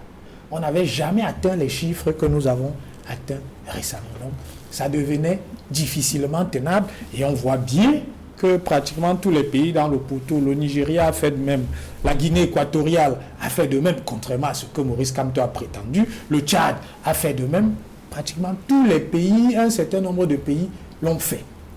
Parce qu'il faut quand même que les finances publiques soient soutenables. Maintenant, je comprends parfaitement, nous sommes quand même dans un contexte où, sur les 3 dernières années, tu as une inflation, si tu t'en tiens au chiffre de l'INS, l'inflation cumulée sur les 3 dernières années, c'est 16,7%, je crois. Donc, effectivement, il y a une érosion du panier de la ménagère. Quand tu as un nouveau relèvement des prix du carburant, la crainte des ménages, c'est que ça ait un nouvel impact sur les prix des produits de consommation courante. Ça va être, on va commencer par le transport, ça va également être les produits du panier repas, c'est-à-dire le riz, et ainsi de suite. Donc, les craintes sont là et ces craintes pour les populations camerounaises sont légitimes. Maintenant, qu'est-ce que le gouvernement ne peut pas faire? Ce que le gouvernement ne peut pas faire, c'est faire en sorte que l'économie qu'il espère réaliser, qu'il la redistribue intégralement. Parce que sinon, l'opération n'aurait pas de sens financièrement. Ce qu'il doit faire, c'est effectivement accompagner les ménages, donc redistribuer une partie de l'économie qu'il va réaliser. Je crois que l'année dernière, on était à 640 milliards, si je m'en tiens au discours du président de la République. On espère qu'avec ce nouveau relèvement, on sera autour de 300 milliards pour la subvention en 2024. Donc, il y aurait à peu près une économie de 340 milliards qui va être réalisée. Le gouvernement ne peut pas redistribuer ces 340 milliards. Maintenant, lorsque vous êtes dans un système formel, et c'est le cas avec les fonctionnaires, c'est facile pour le gouvernement de dire je vais relever les salaires, je vais toucher aux allocations. Pour ce qui est du secteur privé, c'est une question de négociation. C'est-à-dire que le gouvernement ne peut pas dire au patron vous allez relever les salaires de temps. Ce n'est pas possible. Maintenant, le ministre du Travail, avec les partenaires sociaux, peuvent essayer de négocier, je crois que c'est ce que le gouvernement est en train de faire depuis un certain temps, pour trouver un moyen pour permettre effectivement que les travailleurs du secteur privé aient également cet accompagnement-là. Et puis, vous allez avoir la question du transport. D'après les chiffres que nous avons, parce que ces chiffres ne sont pas encore officialisés, le Premier ministre n'a pris aucun acte. Il y aurait sur sur le transport intra-urbain un relèvement de 50 francs de jour, de 100 francs la nuit, et je crois de 500 francs sur la course. C'est les chiffres que nous avons, et je crois qu'on est passé sur le kilomètre, sur l'interurbain, je crois qu'on est passé de 14 à 16 francs, je crois. Ce sont les chiffres, en tout cas, ce sont les chiffres qui circulent. Mais c'est effectivement un effort que le gouvernement demande aux Camerounais de faire. En retour Permettez. aux transporteurs, là, surtout, parce que la question que je pose, c'est sur les transports, notamment la circulation, la fluidité de la circulation. Vous écoutez, les taxis disent oui, vraiment, mais où sont les routes, où sont... Je vais y arriver. Et la conséquence, c'est sûr. Je vais y arriver, on va prendre la ville de Douala, je vais y arriver. Donc il y a un effort qui est demandé aux ménages. Et je comprends que les gens attendent les mesures, mais je pense qu'il ne faut pas danser plus vite que la musique. Le gouvernement est en train de discuter avec les partenaires. J'ai bon espoir et moi-même je souhaite qu'il y ait des mesures qui touchent le plus grand nombre de Camerounais. C'est ça que nous souhaitons. Mais tant que le gouvernement n'a pas publié les mesures qui sont sorties des concertations, on ne peut pas dire que les mesures se limitent aux fonctionnaires. Pour le moment, la seule mesure qui a été prise, c'est celle sur le relèvement des salaires, puis celle sur le relèvement du SMIC. Donc, pour le reste des mesures, soyons un peu patients. On pourra en discuter lorsque ces mesures seront prises. Maintenant, sur l'état de la voirie, prenons la ville de Douala. Oui, il y a des difficultés aux heures de pointe à se déplacer. Mais je suis désolé. Si vous êtes à Paris, si vous êtes à New York, ils ont... Afghanistan. Je dis, vous pouvez citer l'Afghanistan si vous voulez. En France, par exemple, ils ont ce qu'on appelle bison futé. C'est quoi l'idée derrière bison futé? L'idée derrière bison futé, c'est que vous avez des heures de pointe pour lesquelles on dit aux gens, renvoyez, reportez votre déplacement. Parce que de toutes les façons, il y a une affluence à ce moment-là. Et c'est le cas au Cameroun, c'est-à-dire que entre 7h et 9h, les gens se rendent dans leur lieu de service, les enfants vont à l'école. Donc vous avez une heure de pointe. Et effectivement, à partir de 17h... Ils ont futé à cette heure-là. Non, nous n'avons pas un système... Ils ont futé, c'est pendant les déplacements long trajet et quand il y a des embouteillages. Mais ce n'est pas pour servir pas tous les jours. Pendant les heures de... Permettez, je vais y arriver, Christian. Et puis, vous avez en sortie, c'est-à-dire à partir de 17h, vous allez également avoir une période de forte demande. C'est la simple loi de l'offre et la demande qui va faire que à ces heures-là, effectivement, les taximens... Patrick, disons les choses vraiment... C'est ce que nous sommes en train de faire. Non, disons les choses. Paris, Les embouteillages dont vous parlez ici, oui, ou les comparaisons que vous faites avec Paris, vraiment... Ici, on sait que l'essentiel de ces embouteillages sont... Vous observez les endroits où effectivement on observe ces bouchons. C'est très souvent là où la route a des difficultés. Non, Paris également. Non, mais je suis désolé. Je suis désolé de vous démentir. Il y a des embouteillages en permanence en Dokochi. La route est mauvaise là-bas. Il y a des embouteillages en permanence au marché Mbopi. C'est à cause de l'état de la route. C'est simplement parce que les gens occupent ça c'est un carrefour. Donc c'est un carrefour. Permettez. C'est un carrefour digne d'une ville comme Douala. Ah, c'est un carrefour digne d'une ville comme Douala, c'est ce que vous voulez dire? Exactement. Alors là, alors je dis, et puis vous avez ces comportements-là. Donc, une des causes, allons rapidement aux causes, une des causes, c'est le comportement des usagers. Quand vous avez des gens qui utilisent à d'autres fins les trottoirs et les chaussées, effectivement, il y a un rétrécissement et ça cause des embouteillages, même à des horaires où il ne doit pas y avoir. Il y a des endroits dans cette ville où vous avez des embouteillages en permanence. Ça ne signifie pas que la puissance publique ne travaille pas. Je vais sortir de là en prenant quelques exemples. La zone de Bassa, moi j'ai compté 7 nouvelles routes qui sont en train d'être bitumées depuis 3 ans. En face de MRSTK 10. Sur la montée de 11, vous avez une route qui va sortir, à Basson. Toujours vous avez futur. une route, oui, Toujours je parle de... Non, elle est en train d'être bitumée. En ce moment, elle a déjà été gravillonnée. Non, comptant les routes qui sont construites. Mais elles le sont qu'on construit tout le temps. Non. En face, je me dis que je Oui, suis d'accord, oui, tous les gens de Christian, je parle de fait. s'il vous plaît, il faut qu'on termine. Allez-y, Christian. Je parle de fait. Oui, pour que je puisse me prononcer sur ce sujet, je suis surpris par le diagnostic qui est posé ici. On ne peut pas demander aux Camerounais de serrer permanemment la ceinture, de retrousser les manches, alors que ceux qui dilapident la fortune publique continuent d'afficher une opulence qui ne cadre pas avec les sacrifices qu'on demande aux plus démunis. La première des mesures que l'État devrait implémenter, ça sera la réduction de son train de vie.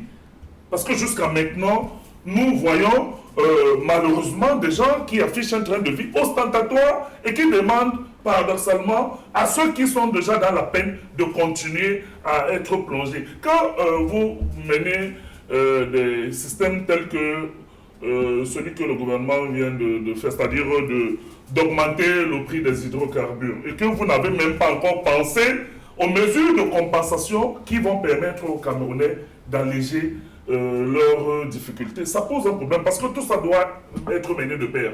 Il n'y a pas d'un côté le relèvement des prix et après on va penser. Donc vous décidez d'abord de soumettre les citoyens au pire des difficultés et que après vous allez mener peut-être les négociations avec les partenaires sociaux. Non, ça ne se passe pas comme ça, M. Riffel. Quand vous regardez notre situation en particulier, on a parlé de la difficulté de l'offre de transport. Vous avez osé, comme d'habitude, citer des pays qui ont une offre de transport, notamment de transport public. Quelle est l'offre de transport public de votre gouvernement? Qu'est-ce que vous proposez aux Camerounais en termes de transport? Vous parlez des pays où il y a le métro, où il y a des bus, où il y a des... Vous avez quoi? Sokatu. Vous avez quoi? Est-ce que c'est normal que notre pays, même les pays africains, on a vu récemment le métro de Dakar, le métro de Lagos, partout on voit des infrastructures qui sont dignes des grandes villes et qui permettent la circulation des citoyens. Vous ne faites rien. Vous êtes dans l'incurie. Vous nous avez parlé du tramway il y a plus de 15 ans qu'on a annoncé ce fameux tramway à Douala. Comme d'habitude, c'est des discours et c'est des projets qui sont directement jetés à la poubelle après. Non, les Camerounais ne peuvent pas continuer à être les seuls qui supportent les sacrifices. Comment vous allez juguler cette inflation? Vous-même, vous avez parlé de 16%, selon les chiffres qui ont été annoncés. Et avec le relèvement du prix des hydrocarbures, on est dans l'optique d'une inflation qui va peut-être atteindre les 20-25%. Comment est-ce que ça va se faire? Est-ce que seuls les fonctionnaires peuvent juguler les difficultés à travers l'augmentation de leur salaire? 90% des Camerounais sont dans le secteur informel. Tout à fait. Comment ils vont faire face à ce type de difficultés? Quelles sont les mesures qui vont affecter la vie courante des Camerounais? Le panier de la ménagère, vous l'avez évoqué. Sans relèvement, sans mesure d'accompagnement, comment est-ce que nos mamans, comment nos épouses, comment nos filles vont pouvoir nourrir leurs enfants?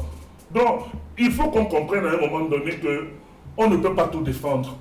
Et que lorsque nous arrivons ici, c'est aussi pour apporter des analyses capables de permettre à ce que les choses bougent et que les lignes bougent. Alors, dites aussi à vos amis qui demandent des sacrifices aux autres de commencer eux-mêmes à prêcher par l'exemple en réduisant leur train de vie. Parce que c'est très difficile même au niveau de la perception de ceux qui n'ont déjà rien, qui sont totalement paupérisés, qu'on leur demande de continuer à faire des sacrifices et des efforts au moment où chaque fois, lorsque le cortège d'un ministre passe, vous voyez 50 voitures. Ça pose un problème. Et ça pose un problème sur l'approche de gouvernance de notre pays.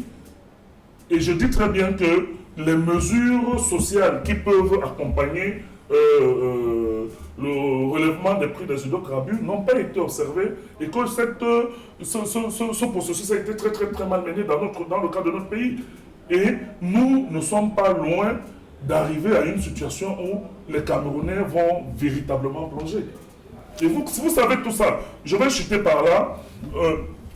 Prenez les pays, lorsqu'il y a simplement au niveau des barils à l'international. C'est-à-dire, on dit par exemple que l'OPEP a diminué un tout petit peu sa production et que ça affecte le prix du litre de carburant à la pompe en France. Immédiatement, vous qui aimez citer les pays étrangers, vous voyez que le gouvernement prend des mesures pour alléger la possibilité des automobilistes de pouvoir accéder au carburant à un coût qui est compétitif. C'est comme ça partout.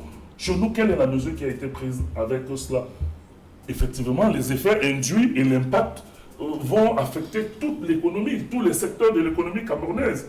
Vous avez parlé de la Baye Amselam qui achète sa tomate pour la revendre au marché de Mbopi ou au marché Sandaga. Comment est-ce qu'elle ne va pas augmenter l'occasion de 1000, de 2000 francs et que ce prix sera finalement répercuté sur le panier de la ménagère? Non, il faut que le gouvernement fasse quelque chose et il faut qu'ils comprennent que les sacrifices et les efforts, ce n'est pas simplement pour les plus démunis, mais qui sont les premiers eux-mêmes à pouvoir faire ces sacrifices pour pouvoir aller dans l'œuvre de redressement de notre pays. Alors, Edmond Kamgia, on va sortir avec vous. Il y a un confrère qui a fait de petits calculs. Il dit, s'agissant de l'ajustement du prix du carburant à la pompe, il dit donc que le prix du taxi est passé de 200 à 350 francs CFA en 10 ans. Et que entre 2014 et 2024, donc pendant les 10 ans, les prix du carburant à la pompe a progressé de 31,44%. Dans les transports urbains, par exemple, le prix du taxi a progressé de 42%, 42,85%. Donc 31,44% pour le prix du carburant qui augmente, 42,85% pour le prix du taxi qui augmente.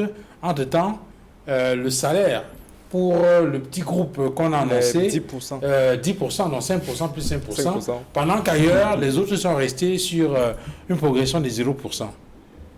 Oui. Avant de répondre à cette question, je voudrais dire une chose qui vient de me revenir à l'esprit après l'intervention de Patrick Refouet. Lorsqu'il a commencé à citer les routes qui commencent à être construites et qui vont être construites, ça me rappelle une œuvre, une pièce théâtrale d'un artiste, comédien très célèbre camerounais, Dev Kemoktoy, qui dans les années 78 et 80 posait déjà les prémices de ce qui allait arriver au Cameroun et qui est encore en actualité au Cameroun. Dev Kemoktoy parlait de l'homme bien de là-bas. Il dénonçait les détourneurs de fonds publics, les agents de la corruption. Mais il y avait surtout dans une de ces pièces théâtrales ce personnage en campagne électorale qui disait « Même les autoroutes, il y aura. Les axes lourds et super lourds, il y aura. Même ce que vous avez pensé, vous n'avez pas dit, il y aura. » Donc, vraiment, c'est à ça qu'on vient de me faire penser la sortie de Patrick Refouet, quand il parlait des routes qu'on va construire. C'est pour dire qu'en réalité, il y a même des artistes qui ont vu venir, qui ont été visionnaires comme Dev Kemoktoy. On est en train de les construire. Ils vivent la réalité. C'est-à-dire que c'est aujourd'hui qu'on découvre le gouvernement camerounais. Les artistes comédiens avaient déjà vu venir ce que ce régime est. Maintenant, pour répondre à votre question. Merci pour le sourire, Edmond. Oui, non, c'est bien de détendre un peu. Sur la base des faits. Voilà. Non, ce constat, cette arithmétique-là est juste. Et ça fait réfléchir. C'est-à-dire, en même temps, on augmente le prix du carburant, on voit évoluer le prix du taxi. Mais là où on se serait attendu que les ménages, les Camerounais aient la capacité à résorber ces nouveaux défis qui les interpellent, on ne voit pas la véritable augmentation. C'est-à-dire sur les revenus, sur les salaires, sur le panier de la ménagère. Ce n'est pas le cas. Or, c'est sur ce terrain qu'on attend un gouvernement.